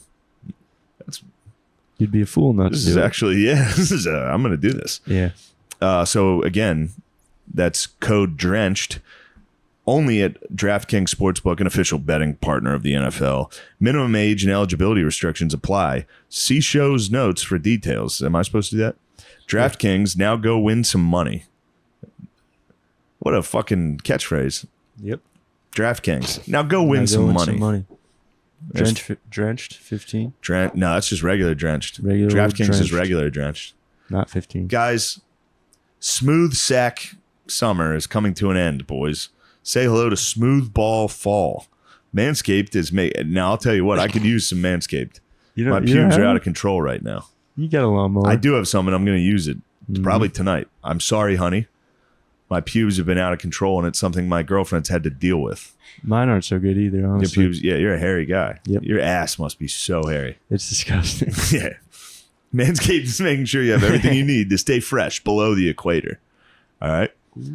I riff on pubes. I told you, my pubes are crazy. Yeah, mine are gross, and they itched a lot the other day. They itched a lot. They were scratchy. You need to shave your fucking butt, dude. My dad told me I had to shave my legs once, and then I did, and he was like, "What are you, gay? Why are you shaving your legs?" He tricked you. That was a Manscaped and prank. I wore sweatpants all You're a man gym pranked. class. Yeah. Manscaped's Performance Package 4.0 has got it all. The Lawnmower 4.0 body trimmer and Weed Whacker nose, ear, and hair trimmer feature skin-safe technology to protect all your holes. They're waterproof too. All right. So you can get 20% off and free shipping with the code DRENCHED at manscaped.com. That's 20% off plus free shipping with the code DRENCHED at manscaped.com. I would definitely use that one as well. Use that one. Manscaped is nice. It's three Great good razors, deals. dude. It's nice to get a nice razor I've for your never used fucking one. sack and butt. I use the same one that I do for my face, to be honest. You use the face one Yeah. for your pubic hair? Yeah, I brush it off. And then I use... That's do you gross. do that? Everybody does That's that. disgusting, dude. Everybody does that. And No, that's pretends like they disgusting. don't. All right. If you've been looking... Oops. If you've been looking for an alternative to smoking, why not switch to the nicotine product that you can feel good about? Personal endorsement required.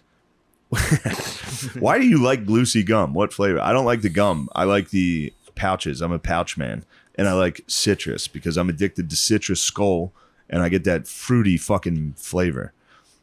It's hard to find, too, citrus skull. Citrus is nearly impossible to find in the big city. But you know what's not? Lucy. Lucy.co. When you've had a long day and you want to unwind like a grown-up, grab your favorite Lucy gum or nicotine pouch. Check out all Lucy has to offer at lucy.co. That's lucy.co. Use promo code DRENCHED to checkout. If you're a listener from Canada, you can now get Lucy at ca.lucy.co. Dude, even their websites suck. Canada sucks. Yeah. This product contains nicotine. Nicotine is an addictive chemical. But if you're interested in a better way to use nicotine, visit lucy.co and use that promo code DRENCHED. That's ads. We're done with ads now. Back to the shit now. Back to the Matt and Shane's podcast show. I'll tell you what I was watching. I had a bit of a Wilco experience myself. What happened? I was watching this show 1883 on the airplane. What's that? It's about some people heading west. Yeah. So, the Oregon Trail. That's a good time period. That's another time period I romanticize. Yeah. And then, because I read some of that book under the Indifferent Stars Above or whatever. Yeah. It's about the Donner Party. It's pretty sick when you find out about how much everyone died and the ways they died on the way out there. How many got munched? The Donner Party? I don't know. A lot. I don't know. Did they get into like the... Did anyone survive? Did anyone survive? Yeah. The girl who, like, the story's about survived. Did she go out to a restaurant after and go, Donner, party of one? What was that in? I know that. It was Jim Carrey. Was it really? Yeah. Fucking... Oh, at one point they found because they were in like a snowdrift. Second snowdrift talk. Big. That's big time. 2 snowdrifts in one pod. There was like a hole that they couldn't get out of. It was so deep. And they just started munching each other in this pit. And the dudes that found them were like, we got to just cover this pit up. And everybody that's alive in there, they're dead. Oh. Just cover it up. And then they ended up not doing it. But everybody that survived was like jammed for the rest of their lives. Yeah, they munched. They munched for a long time. It wasn't like a quick munch. Oh. There was like, some dudes had like cabins that were covered with snow filled with like meat hanging. Yeah, it was bad. Fuck, but man. on the way out, the prairies were shit, dude. It's a fucking desert. Yeah, man. Of tall grass. Like kids would get off the thing and walk like 10 feet and just gone forever. Ticks galore. No, you just lose kids. Yeah, I know. Yeah, the ticks would get them. Don't. You're not wrong, man. They'd be munched. They would get munged right away. But so I'm watching the show, and I think the goddamn altitude got me again. Anytime I'm in a plane, whatever I'm watching, I'm like, this is the shit. I mean, it truly is the shit. You have nothing. You're fully captive audience. Like, this shit rules. Yeah. I didn't pay for the Wi-Fi on my phone. I'm locked in. Yeah. So I'm watching it, and I get home, and I'm like, nice, we can start this. My girlfriend's going to love this. I put it on. She's like, this shit sucks so bad. And, of course, the episodes did suck. Yeah. Episodes 3 and 4 sucked cock. Oh, man. So, yeah, I got Wilco'd. She was laughing. She had eaten some weed edibles, that little fucking bitch. Fuck. She was snickering. You had a witch on your hands, dude. I was like, what? She was like, this show sucks. I was like, no, it doesn't. It's so good. Dude, you had a witch on your hands. The first 2 episodes ruled. I stand by that. You're going to watch the first 2 episodes of 1883. It'll and you're be going to good. go, Shane was right. Oh, dude, I'll like it. Then you're going to hit 3 and 4 and go, his girlfriend was right. Dude, I got to recommend on the 100 the one time off the Netflix series from this guy I used to work with. Yeah. What was it? Black Muslim dude was like, yo, check out the 100. You can never trust black Muslim dudes with Joe Rex. I took his word on it, and the idea was sick. He explained the idea. Yeah. It's like classic sci-fi. Earth's been uninhabited for 100 years. Everyone's in space, and they send people back. Oh, okay. Great, and they send 100 people back. But then it was just a soap opera with underneath. It was so That's fucking... literally how she described the show. Yeah, she goes, this dude. is a soap opera. Yeah, they get and you. I said, no, it's not. They get you. And then it became a soap opera. Gardini, where are we at? We got to switch over to the Paytch. page. We're tight on time. Yeah, are so we are. Yeah, unfortunately, guys. What a podcast. We're gonna switch over to the Patreon. Goodbye, Redditors.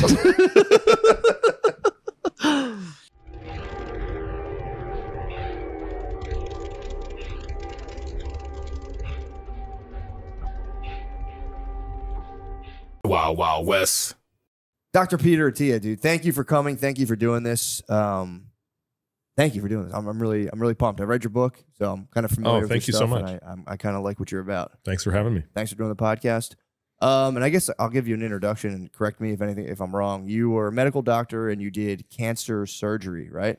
A general surgery with a focus on cancer. With the focus on cancer. And then you just kind of, I liked your origin story a lot. And so from what I remember in your book, you did this big swim, like it was like a marathon swim or something. And how far did you swim? It was about 21 miles.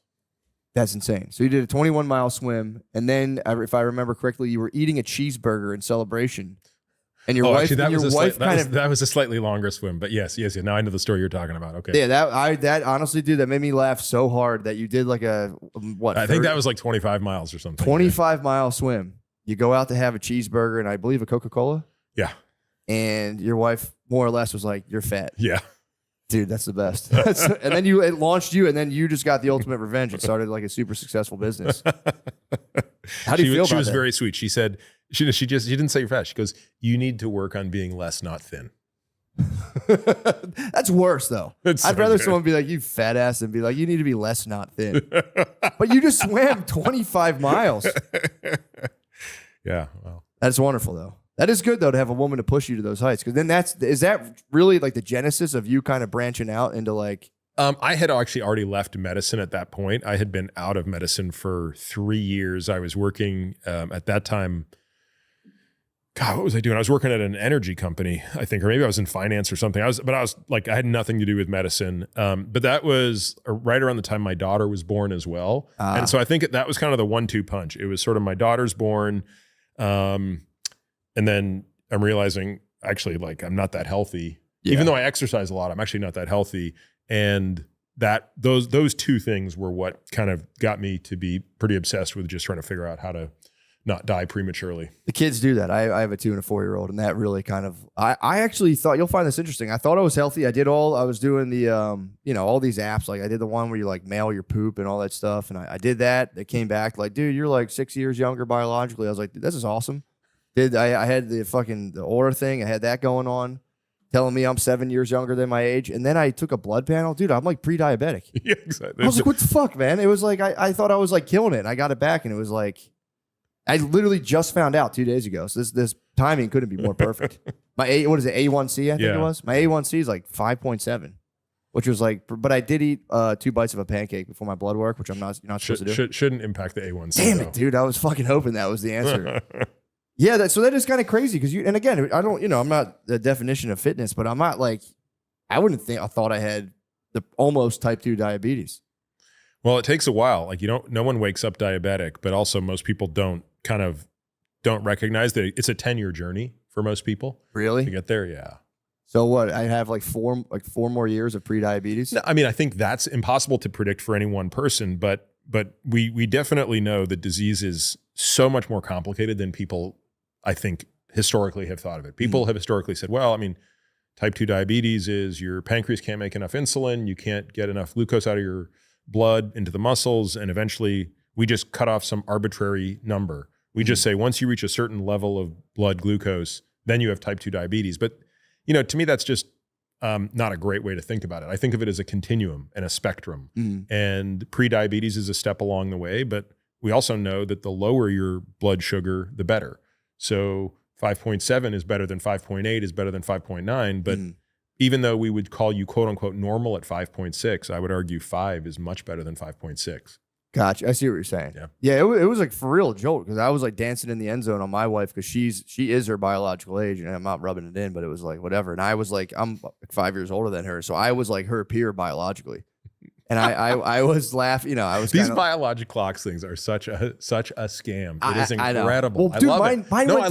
I love it. Mine It's brilliant marketing. It is brilliant marketing. Well, I woke up one day and I went like I lost half a year of my biological age. I was like, what the fuck did I do? I like went into a panic. But yeah, so that was like a real revelation for me. I was like, holy shit, man, because my dad has type 2 diabetes. And I was like, yeah, that's on him. He eats ice cream all the time. I'm healthy. And I like got my blood work and I was like, son of a bitch. By the way, I'm just breaking this right now. I don't This is breaking news. This is breaking news. This is like so timely. I have and I was actually, it is very timely. And I have been leveraging it emotionally in my household, which is nice. Anytime my wife bothers me, I'm like, dude, I have pre-diabetes. This cortisol is going to mess up my insulin. So I got a text message literally on the way over here from a buddy who just got a vasectomy yesterday. And we had recommended the urologist to him who was going to do it. So he goes, look, I just want to tell you, man, literally the best experience ever. The guy was incredible, so funny. He's got me draped like over the table. So like, he's like, there's a drape, like I'm laying on my back. Like and a C-section? They do they don't let you see. Yeah, it's like you're sterile. Okay. They want to keep you sterile, right? Gotcha. And the guy walks in the room first time. He hasn't seen me. He doesn't see my face. He just sees my schlong and he goes, oh, I remember you. But he was like, but it was just all jokes. And he says today, he goes, look, honestly, zero pain at all. But don't tell my wife. I am going to milk this as 10 out of 10 pain for another week. So important. Yeah. So also the vasectomy, you can't ejaculate for like what, 7 days or something? That's a good question. I don't know how many days. I swear to God, I don't know how many days. I don't know how many. It's like 7. My friend did it. He had to hold off. Yeah. 7 whole days. And he said he went a little prematurely and said he had a little bit of pain. So that's not good. But yeah, dude. So that was kind of crazy, man. Because I've been doing all the services because I haven't like been to a doctor in forever. Because I'm like, I go to it, and this is, I think, what's cool in your book. You have like, what was it, healthcare 2.0 versus like 3. What was the latest? Yeah, medicine 2.0 versus medicine 2.0. 3.0. Yeah. So 3.0 is kind of where you're at. That's kind of more cutting edge. 2.0 is like a step up from like medieval humors and. Yeah, but still important. I mean, we still want medicine 2.0. Medicine 2.0 will take care of a problem when it shows up. Gotcha. And if you're in a car accident, you break your leg, you get pneumonia, you want someone who knows how to deal with those problems. But it's a very different system from, hey, how do I take a guy whose hemoglobin A1C is 5.5, who everyone thinks is just perfect, but I think he's on the path to actually, being diabetic in 10 years. And why would I wait till he's staring down the door when I could just make the changes now? Yeah, and that was kind of my beef with doctors. I would go there and they're like nice. I don't have anything against them, but I go there and they're just kind of like, yeah, your cholesterol is good. And I'm like, this is all we're worried about? Like this is, it's like, and then they lowered the window to like blood pressure. One day I went in there and they're like, oh, by the way, high blood pressure is lower now. And I'm like, okay. I didn't have a blood pressure problem, but it's like, I just feel like you go there and it's like, you're like a car. You go in and they check like 2 things. You're like, man, you're good. But so I really liked your book, how you're like, you want to check for more things and try to increase the health span, not just the lifespan, which I like. Because a lot of people are very unhealthy. Yeah. I thought I was a poster child for health, dude. I'm one of the suffering Americans. Just, I need Michelle Obama to come make me lunch, dude. I'm fucking all fucked up right now. So what are you working on right now? Because the book, has anything changed from the book? And again, correct me if I'm wrong, but the summary was like the 4 horsemen. That's the things that the 4 leading causes of death. And there are what? Heart disease? Cancer, neurodegenerative diseases, and dementing diseases like Alzheimer's disease and metabolic disease. That's me. That's diabetes, right? And they overlap. So when you have type 2 diabetes, your risk of those other diseases goes up by 50%. So that one sort of feeds into the other. And also if you have cardiovascular disease, your risk of dementia goes way up. So. Oh, really? Oh, yeah. Damn, that sucks. Yeah, and you know what's weird too? Because I don't want to turn this into like a personal doctor visit, but like I, for real, had like crazy brain fog. Like I was like messing up recalling words, and a lot of my mom's side had like dementia stuff when they got older.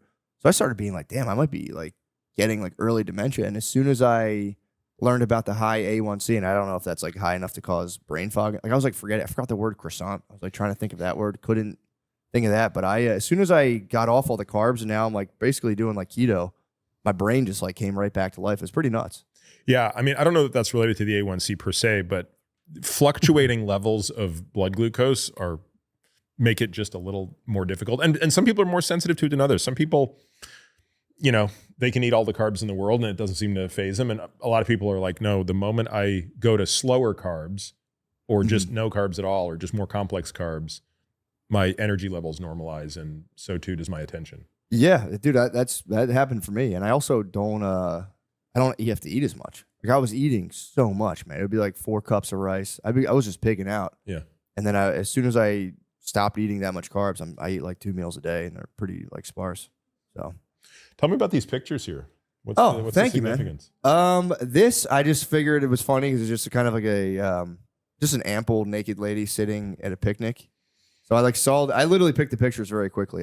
This one, I just wanted very intense imagery. Yeah. And so this is kind of like, this is pleasant. It's a little complicated. What do you think's going on here? Why is she naked? And who are these guys? These guys are up to no good for sure. They, I think these guys, it looks like they just got happened upon, and someone's going, "What the hell are you doing with that ample naked lady in the park?" And this guy's like, but he's like fully dressed.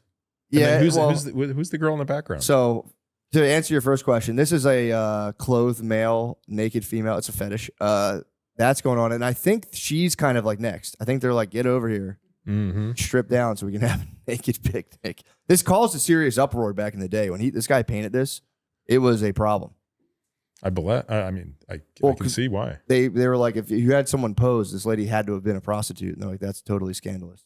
Yeah. What year approximately was this? I wish I knew. I don't know. If I had to guess, I would say like maybe the late 1800s. If I had to guess. But I could be wrong. And that guy, I don't know what that guy's hat's all about over there, but yeah, I mean, it's sort of, I don't want to profile him, but I have thoughts. True. It is a hat. I don't recognize that hat, and I do have my own suspicions as well. Yeah.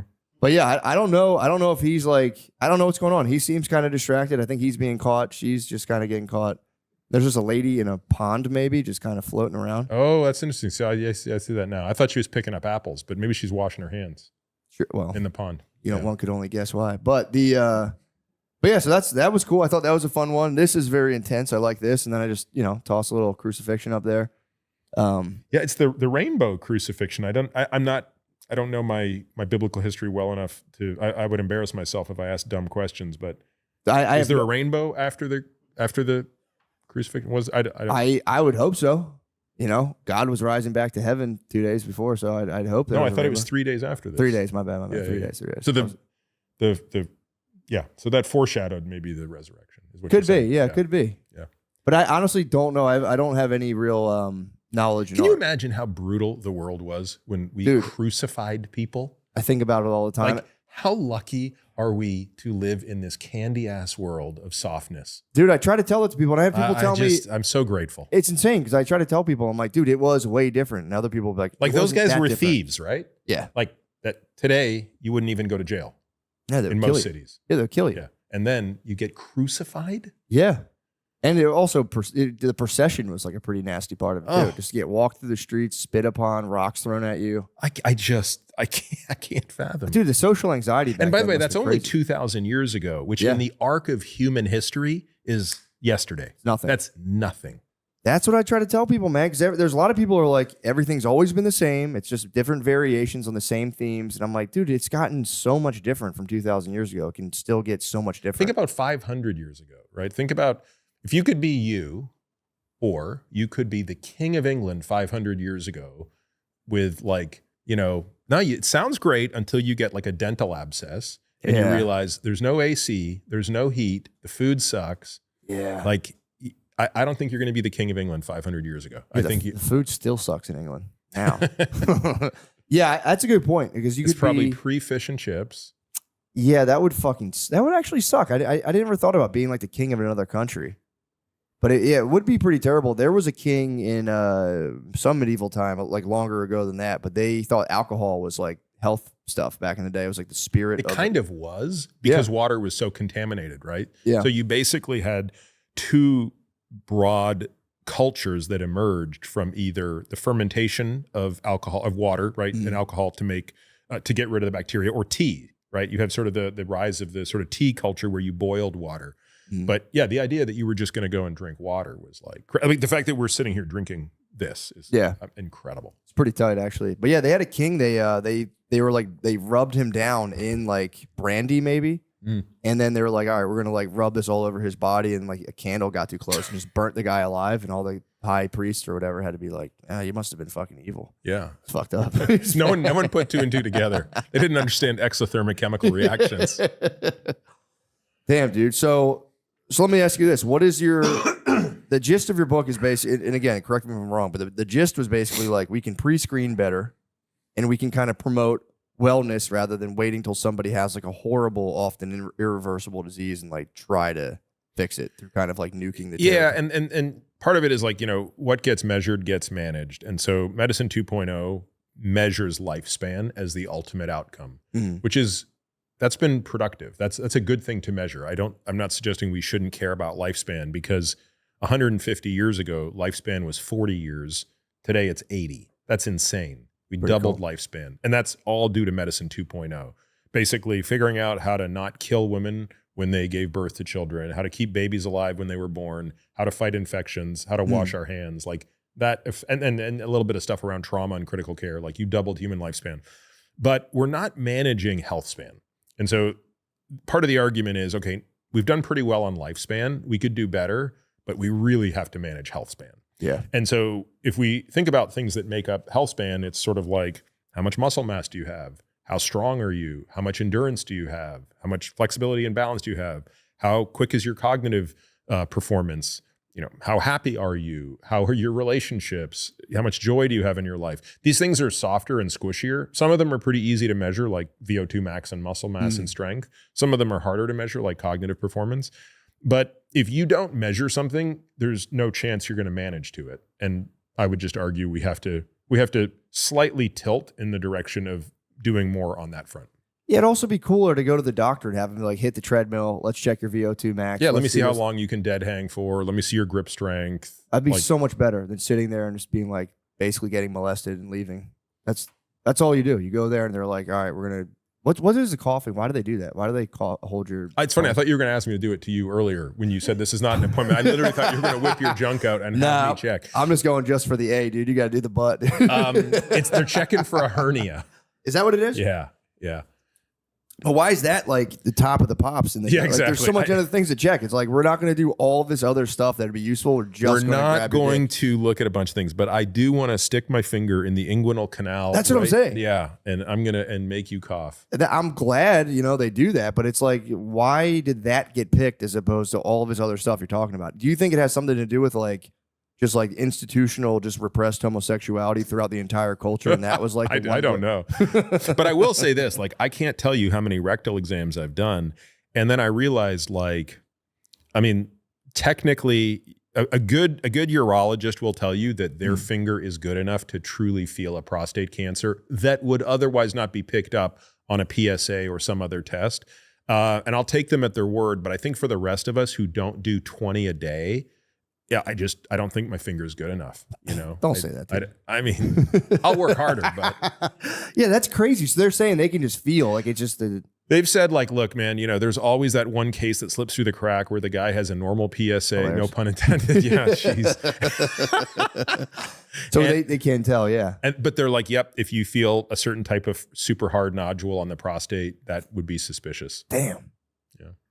Yeah, that is. I think they really could if doctors would embrace that. It'd be so much more fun. You go, you kind of run on the treadmill, dead hang. They can talk to you a little bit about it. It just seems so kind of sterile. Plank. Yeah, there's like a bunch of basic awesome. tests. We should be able to see the people do. I completely agree. Yeah, I don't. That's so. I did really like your book for that reason. Hopefully that kind of stuff takes. So if that's the scope of the book, where do you stand now? Has anything changed in that time, or is there anything that's like latest and greatest that's kind of like blowing your mind right now? I think my thinking is always evolving. I would say if I were writing that book today, I would actually kind of add a fifth horseman, which is anything that pertains to a weakened immune system. So I'm just getting over a cold because I have 3 kids and 2 of them are young. So basically I'm always in the face of like some virus, right? Yeah. So twice a year, I always get some stupid cold. And it's no big deal. It starts in my throat, blah, blah, blah. It gets into my lungs. I hack up a bunch of junk and then I'm fine. But, anyone who's been around older folks realizes that that's the kind of thing that can tip them over the edge when they're 80 years old. Yeah. A really bad infection, a flu, COVID, things that us, 50-year-olds laugh at can become deadly. And so from a research perspective, this is something I'm super interested in, is how do we regenerate the immune system? So, I'm in my 50s. My immune system's also in its 50s. Would it be amazing if when I'm in my 80s, I could still have an immune system that's maybe like in my 50s or 40s? The effect that would have against, mitigating the risk of fatal pneumonias, infections, and even cancers is huge, because the immune system is the first line of defense against cancer. Oh, really? Yep. Is that it? Didn't they used to use like fevers for that too? They would induce fevers to try to kill certain types of cancer. Yeah, and it wasn't very successful because it's so non-specific. Oh, okay. Yeah, cancer is the only way for the immune system to eradicate cancer is you have to get the very, very, very specific T cell that recognizes exactly that cancer, and you have to figure out a way to make enough of them that it, wins that war. And that rarely happens spontaneously. I mean, the cases are, documented in the literature. They're so rare, but we now have drugs that can make that happen in about 10% of cases, which is huge. Yeah, that's pretty crazy. So how would you what's your research yielded? How do you think you can bolster the immune system, or like? I mean, it depends I don't know how technical the audience wants to get into this stuff, but so stop me when this has become unbearable. For sure. So we have DNA. Okay. So everyone's heard of DNA. DNA is the code that tells every cell how to make a protein. So what tells DNA to turn on and off are something called methylations, little carbons that stick on the backbone, or something called the epigenome. So DNA is regulated through this methylation pattern. And as we age, that changes. Gotcha. So we can look at a T cell, which is the type of cell that fights a cancer or an infection, And we can say, that's what an old one looks like. That's what a new one looks like. Even though the DNA is the same, the epigenome above the genome, this methylation pattern looks different. And so the question is, what if we took the methylation pattern of an old T cell and made it look like a young T cell? Would it revert into a young T cell? So to me, that's certainly top 2 or 3 most interesting questions in aging research today. That's pretty cool. And that makes sense because it's like the DNA, you're born with it, and then the epi layer, that's like the kind of like pattern that's affected through the environment. That's what regulates it, exactly. Yeah. And then so if you can kind of get into that. And then so you could, and it was stress too, because I noticed that was a big thing in your book. So, and you can stress yourself to the point where your epigenome will just start being like, everything in the environment can affect that. So it's affected just naturally through aging. So the passage of time affects it, but so does anything in the environment. So whether you exercise, whether you smoke, whether you have diabetes or not, all of those things, good sleep, bad sleep, high stress, low stress, anything can tweak that in the right or wrong direction. Damn. Okay. That's pretty cool. So you're saying, but the gravitational pull of age is huge. And that's the one I'm most interested in, is like, how would you, because even the healthiest 80-year-old has nowhere near the immune system of an unhealthy 30-year-old. Yeah. Yeah. And we saw that. Everyone was hoping against hope that Mike Tyson would just knock out Jake Paul, and that was kind of like a bitter moment for a lot of people. Yeah, you can't, like age is not, like, just can't do it. Yeah, as Father Time is undefeated, as everybody said. Yeah, even with like the TRT, what are your thoughts on that? Like in terms of like, what age to kind of smash the glass and just go full upgrade? I don't know that there's an age I would do it. I mean, I think the things that I would, I had a long talk with a patient yesterday about this exact question, and he's pretty young. He's like 36. Does not have kids, but wants to have kids. Yeah. So that's a huge consideration. So in his situation, I would say like TRT is not a good idea. I suggested that he bank sperm. And if he wants to go down that rabbit hole, and by the way, I don't think he needs to, because I don't think his levels are like kind of 50th percentile. He's not terribly symptomatic. I would kind of eke out a bit more time, but I would rely on hormones that are going to ramp up his body's production of testosterone, as opposed to just giving him testosterone, which will shut off his body's supply forever. No, and it's not something that happens overnight. Like he'd have to be on testosterone for a while before he would shut down his own production. Yeah. So what are your thoughts on that? On like that whole thing, especially for 30-year-olds? Do you think it's like good to kind of have that, or do you think it like should be kind of a long road? I think you got to take every case individually, but if a 30-year-old has testosterone that is so low that it's impacting him, I think you have to start by asking why. Right. Like, how bad is his sleep? How bad is his stress? How bad is every other factor going on? I mean, when I finished, when I was, leaving my residency, my testosterone was 227, I think, which is insanely low. That's only 2.5 times higher than a woman. What? Yeah. Is that why doctors' hands are so soft every time you shake them? Damn, no, that's crazy. That's for the rectal exam, so you just don't get That's true. That's true. You wouldn't want like my dad's. No, finger. But the reason is pretty clear, right? Because I was sleeping 28 to 30 hours a week. Damn. Right. So, horrible sleep deprivation is going to make it really difficult to make appropriate levels of testosterone. And that makes it harder for you to sleep too when your testosterone gets lower? I think probably a little bit, but the causality is much more in the opposite direction, meaning the horrible sleep is destroying the production of testosterone and growth hormone. But of course, at the time, it never occurred to me to do anything about it, and once I, was in a job where I could actually sleep each night, lo and behold, my testosterone kind of normalized. It peaked up. Yeah. What do you think that's a good thing for people to actually look at? Because I always get the feeling that like, if you even go into one of those places, they're going to hard sell you and you'll be on the tee like before you know it. I think you should not go to, I'm trying to think of the right analogy. If you walk into a store that only sells hammers, everything's a nail. Yeah. Right. So I think if you walk into a tea shop and all they do is male hormone optimization, I would say buyer beware. Yeah. Because even if they internally have the best of intentions, like I just don't think they can get out of their own way. Yeah. I also think you should be very wary of going to a place for any sort of therapy where they're selling you the therapy. True. Like if my whole shtick is I'm here to, give you the best hormones or supplements or whatever, and oh, by the way, on your way out, we'll sell them to you.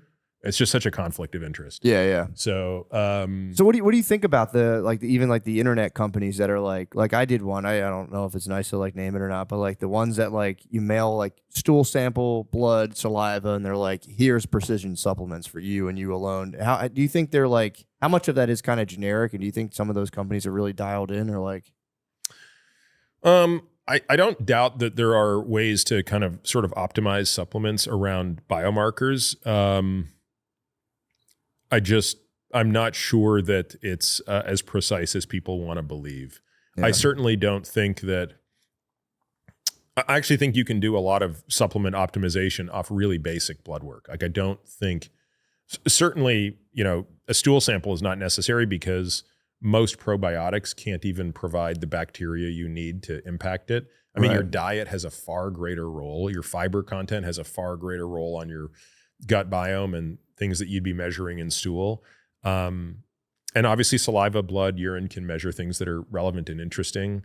There aren't that many things that I think are worth taking. Like I think, if you're low in vitamin D and you're not getting enough sunlight, that makes sense. But that's a pretty simple blood test. If your homocysteine is elevated, you probably should take some methylated B vitamins. And if you drop it by more than 5 or 6 points, you're probably doing a lot. If your omega levels are low, fish oil probably helps if you're not willing to eat 3 servings of fish a week. Right. But the true basics of this are really simple. And then there's other supplements that probably make sense for most people, and you don't even need to test for them. Like anybody who's active could probably justify taking creatine. Yeah.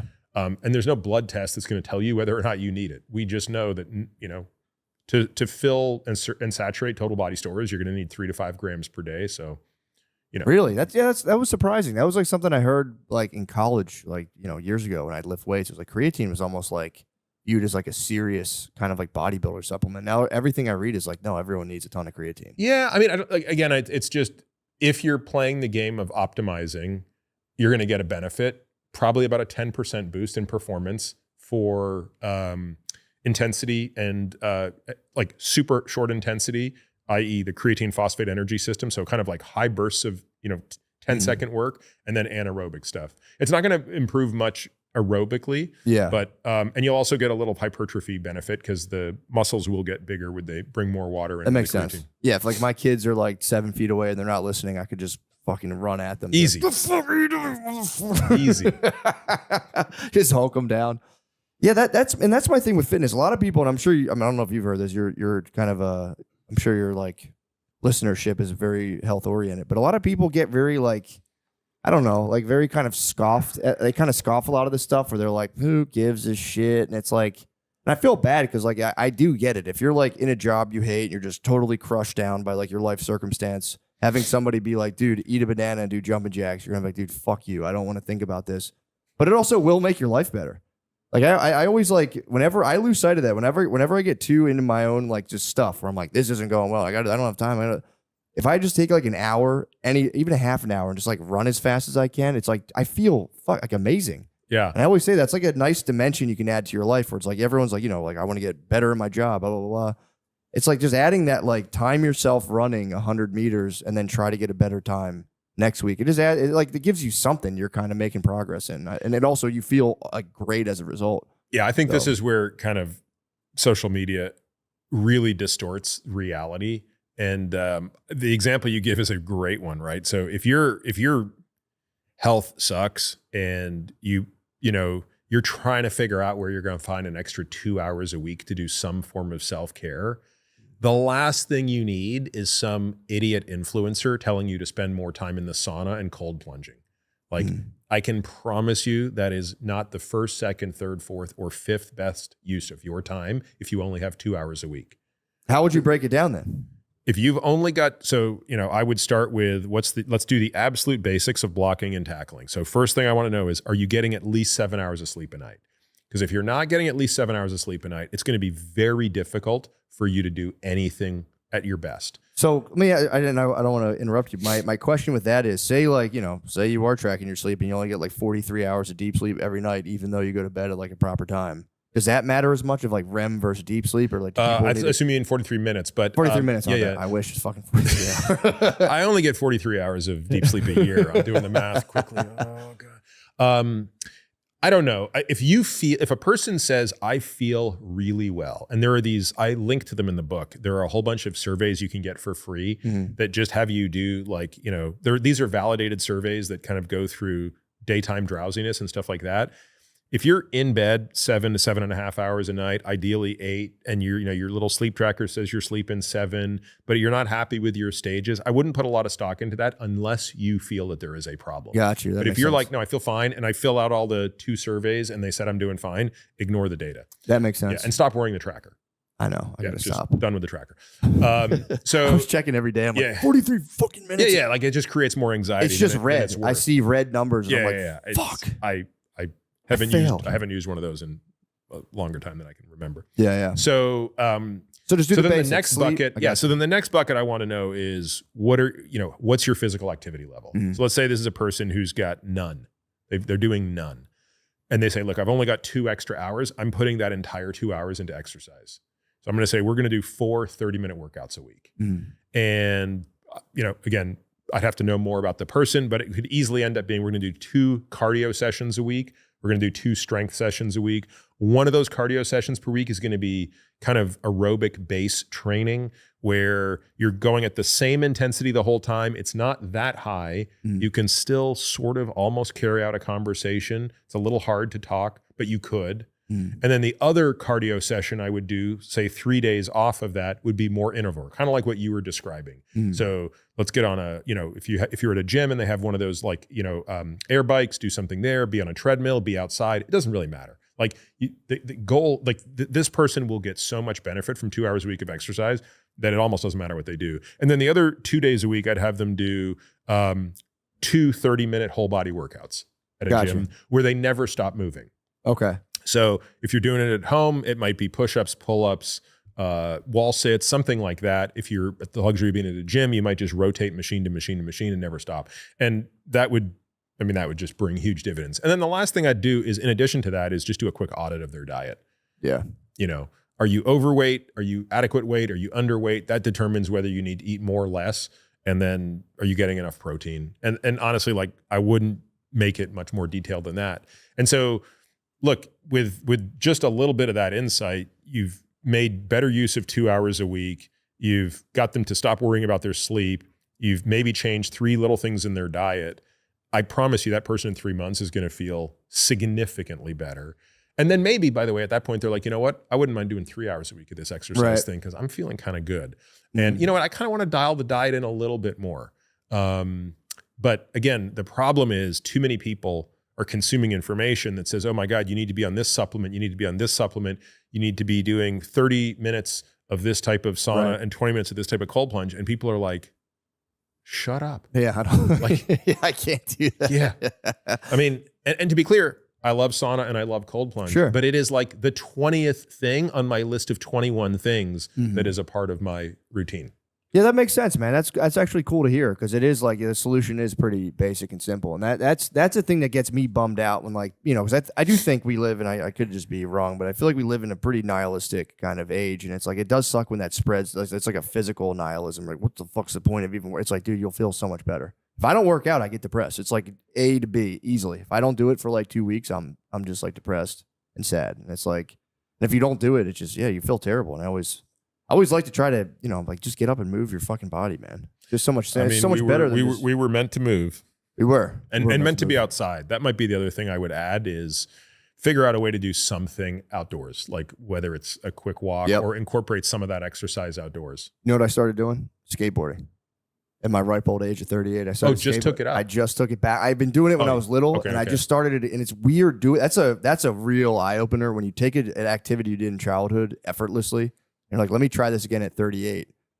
Dude, I swear I burnt 900 something calories. I skateboarded for an hour and 20 minutes. And I was dying. That's awesome. Cardio wise, I was just doing like a little pump track where you kind of just like ride up on a wall. Dude, I thought I was going to die. I used to do this all day when I was younger. Now I'm like, it's like a real eye opener to be like, all right, where am I at? Because I do feel like, especially, I guess men and maybe women do it too, but men specifically over index. Like I'm good. And it's like, try something that you did when you were younger. And you're like, holy shit, I'm going to my heart rate was at like 170 the whole time. Just skateboarding. And I was barely pushing. I just had to like balance myself on this track. And it was amazing though. I agree with you. It's like, find something, you know, to do and just kind of, I don't know. I feel like, I do feel like we get too tunnel visioned into like the career stuff. And it's like, you need to do that to survive. But it's like the sacrifice of hours of time for like their quote unquote rest time into like physical activity just pay dividends and all the other things you're trying to do anyway. But yeah, I always sound like a broken record, but I'm like, dude, it's so important, man. It really is. So yeah, skateboarding's awesome. We should go one time. You skate? Nope, I do not at all. Have you ever? Nope. And it's funny. I mean, growing up, I was certainly of that age when a lot of kids were skateboarding. I don't know why it just never appealed to me. Yeah. I was sort of busy in my own little world. My daughter did for a little bit. She's 16 now, but she did probably like when she was 12, 10, 11, 12, she was pretty into it.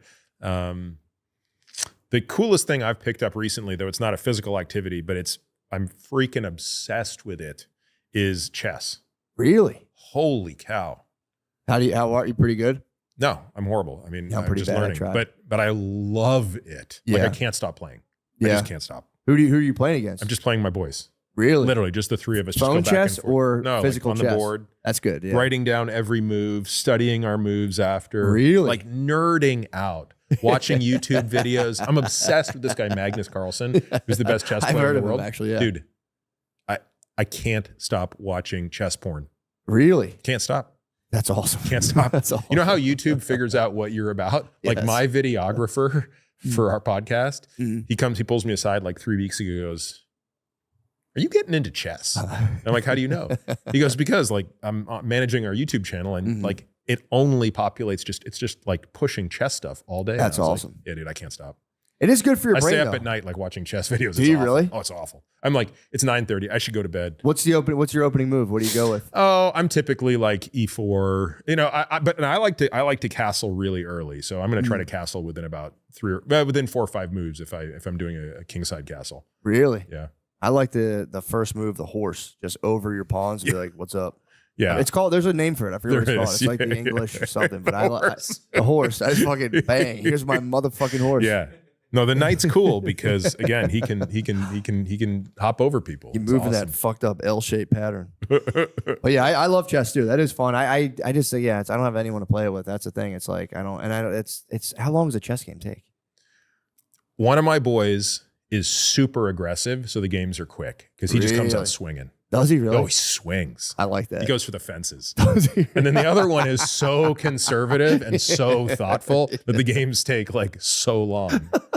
And I got us a little timer too. So I'm like, buddy, That's you have nice. Yeah. 2 hours to make the first 40 moves or you're disqualified. That's good. Yeah. That's good. Yeah, you got to think on your feet. And the younger one, the one who's super aggressive, is so competitive. Like if anyone in our family ever makes it and becomes like great, it's him.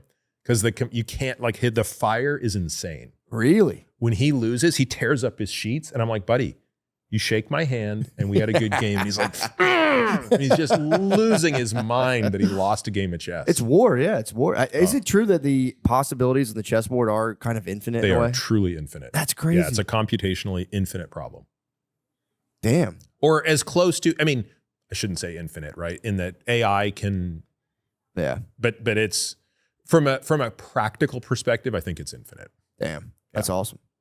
That is cool. I'm gonna try it. My kids are too young for that. My daughter did one. Your of those, oldest is 6? 4. Oh, 4. Okay. 4. 6 could be 6 is doable. 6 is 4 totally doable. I did chess. We did one of those big ones. We were on vacation. We did one of those those like huge outdoor chess boards with the big pieces. Yeah. We did it, and I tried with my 4-year-old, and by the end of it, it was like the mommy and daddy were the queen and king were mommy and daddy, and the pawns are all of our babies. And I was like, all right, man, what the hell, this sucks.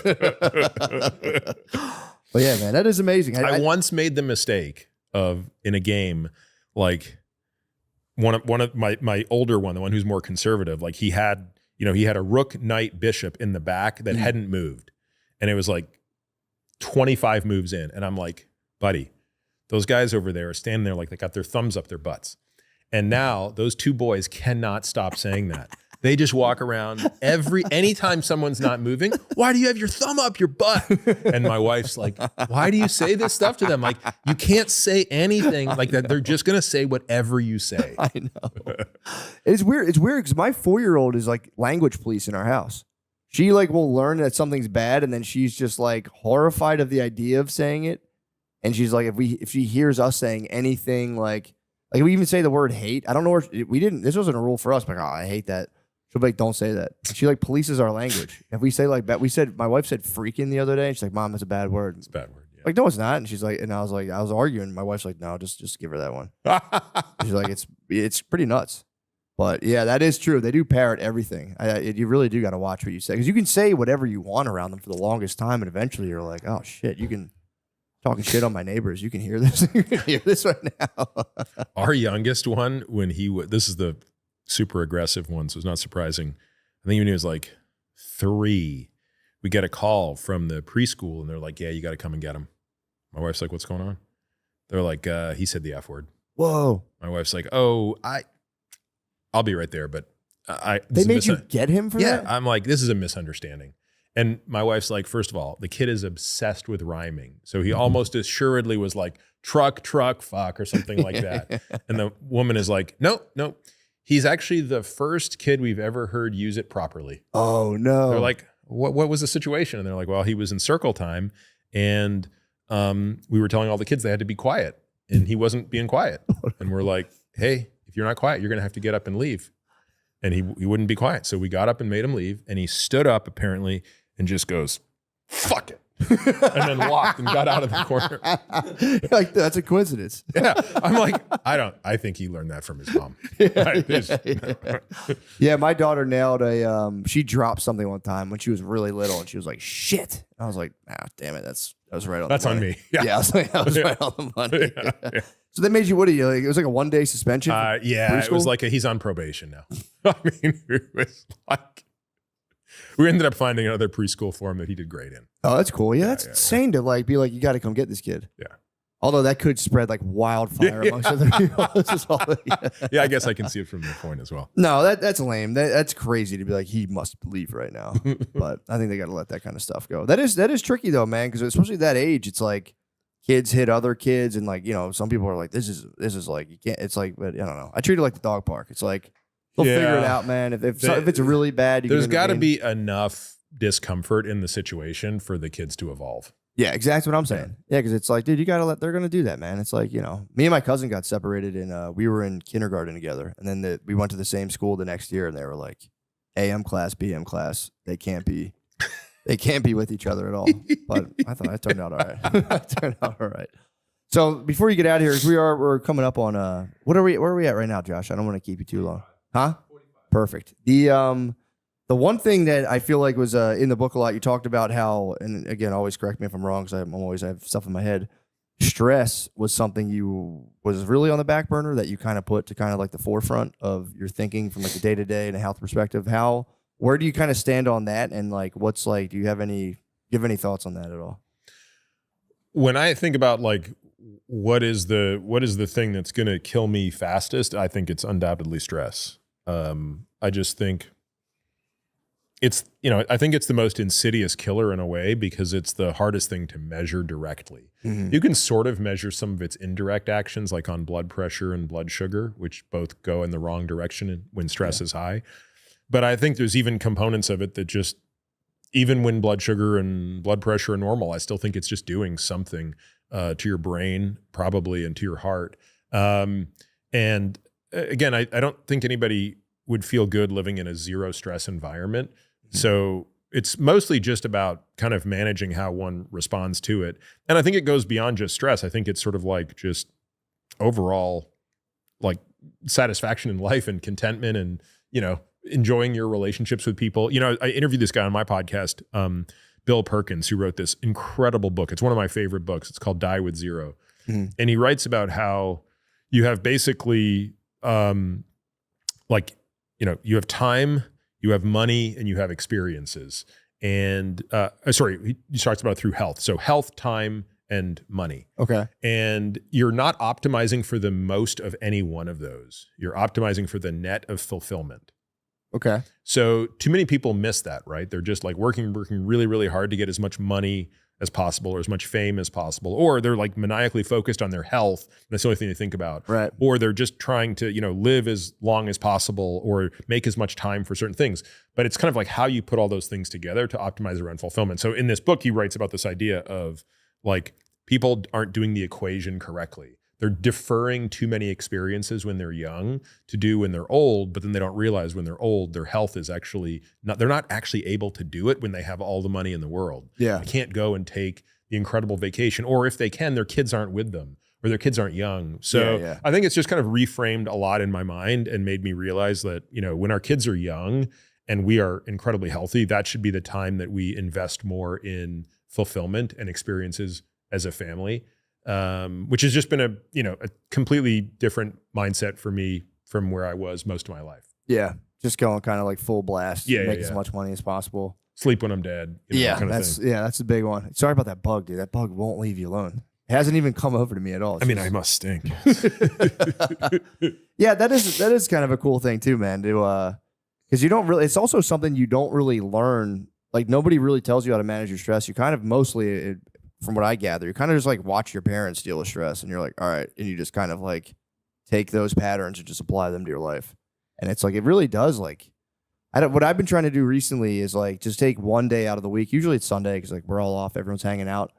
And I just try to focus on like being as calm and at ease. That's like top priority of my day. Usually it's like, I got to get this done. I got to this done. And like on one day a week, I'll be like, I'm only focused today. My number one goal is to try to like stay in a state of like ease and kind of contentment. And if I get out of it, I like before I'm like, well, I just try to zero in on that. And that's been kind of like, for me, that's been like a bit of a revelation to be like, oh, I can move through like multiple days without completely spinning myself the fuck out. And, it's been, I don't know, it's been kind of nice. And what do you think spins you out? Is it just busy? It's too much? Yeah, it's or too is there much. A particular thing? Yeah, I mean, it could be anything. It could be my kids not listening, kind of spins me out if I'm like trying to get up the steps and it takes 40 minutes and I'm kind of like, all right, like let's go. Could be anything. Could be like overwhelmed, like just like situations at work I got to deal with that are just completely overwhelming. Stuff in the house, it's just like lack of sleep. Because our kids are still so little that like our sleep gets fucked up. But yeah, it is. It's usually like relational stress or just like work stuff. Those are the two main things that kind of like can really spin me out. And I would argue that most work stress is relational as well. So I kind of agree. I think relationships are both the best part of life and the most stressful part of life. Yeah, I agree. So that's been my. That's what's going on here, by the way. A lot of relational stress in that film. I can tell you right now. That is true. But yeah, that's kind of the thing, man. It's like, well, this is my whole point is like, you do have some say in how much a thing can like everything can floor you. Things come out of nowhere and you're like, you get caught in it, but just learning how to be like, all right, something got me. It's like laser tag. Like my thing's beeping. I can kind of walk myself through this without like going on like a Godzilla path. You know what I mean? Yeah. And it's like, I don't know. That's been pretty helpful for me before I get caught. That's my ultimate fate. She's like, babe, I'm having a naked picnic with a prostitute. She's right there and coming out of the water, just hawking me. It's not what it looks like. But yeah, that is the number one, man. It's like, dude, it's like managing stress, keeping yourself physically fit because you can't like otherwise like what the fuck are we doing, man? It's like it's like unless you're, I mean, some people are just surviving, which is kind of that sucks, but. I don't know. I feel like I feel like people, there's other countries where people are just surviving, but they still do cool stuff. They have like big ornate jugs of water and they carry it around. They like dance and stuff. I don't know. It's kind of sick. I'm just trying to make people happy. I don't know how to do it. Well, dude, I mean, is there anything else that's kicking in your mind? I don't think so. Well, I think you did it. Thank you for coming and doing this. I apologize for the strange format, but how do you feel about standing in podcasting? I think it's hilarious. I think it is. This is the first standing podcast I've ever done. Bro, it's not bad. How do you feel about it, honestly? You can hurt my feelings if you honestly, don't like it. I think I have better posture than I normally do. That's what I'm saying. When you're sitting on a podcast, you're kind of like slouching forward. Yeah. Standing keeps you on your feet. It keeps the mind sharper. Like, I feel like we're doing a political debate the way they're angled at each other, too. You know what I mean? Like, I feel like I need a moderator to ask me a question. That's the only thing that it would have been a little better if it was moderated. If this discussion was moderated. That's a good and more heated. That's true. Yeah. That is true. I want to work on being less I wouldn't chill. mind a teleprompter next time, if you wouldn't mind. Teleprompter is nice. So I want a teleprompter there, moderator there, A Right. little more. For sure. Yeah. I mean, we could bring some heat. Yeah. We could bring some Yeah. heat to Yeah. If you want the heat, I have some burning hot questions. I didn't ask them. They're about a lawsuit, so I was like, I don't. Why can't everyone? You can't talk about lawsuits. No one can ever talk about them. I know the lawyers say no. Yeah, why? though? Yeah. What's the point? Bring awareness.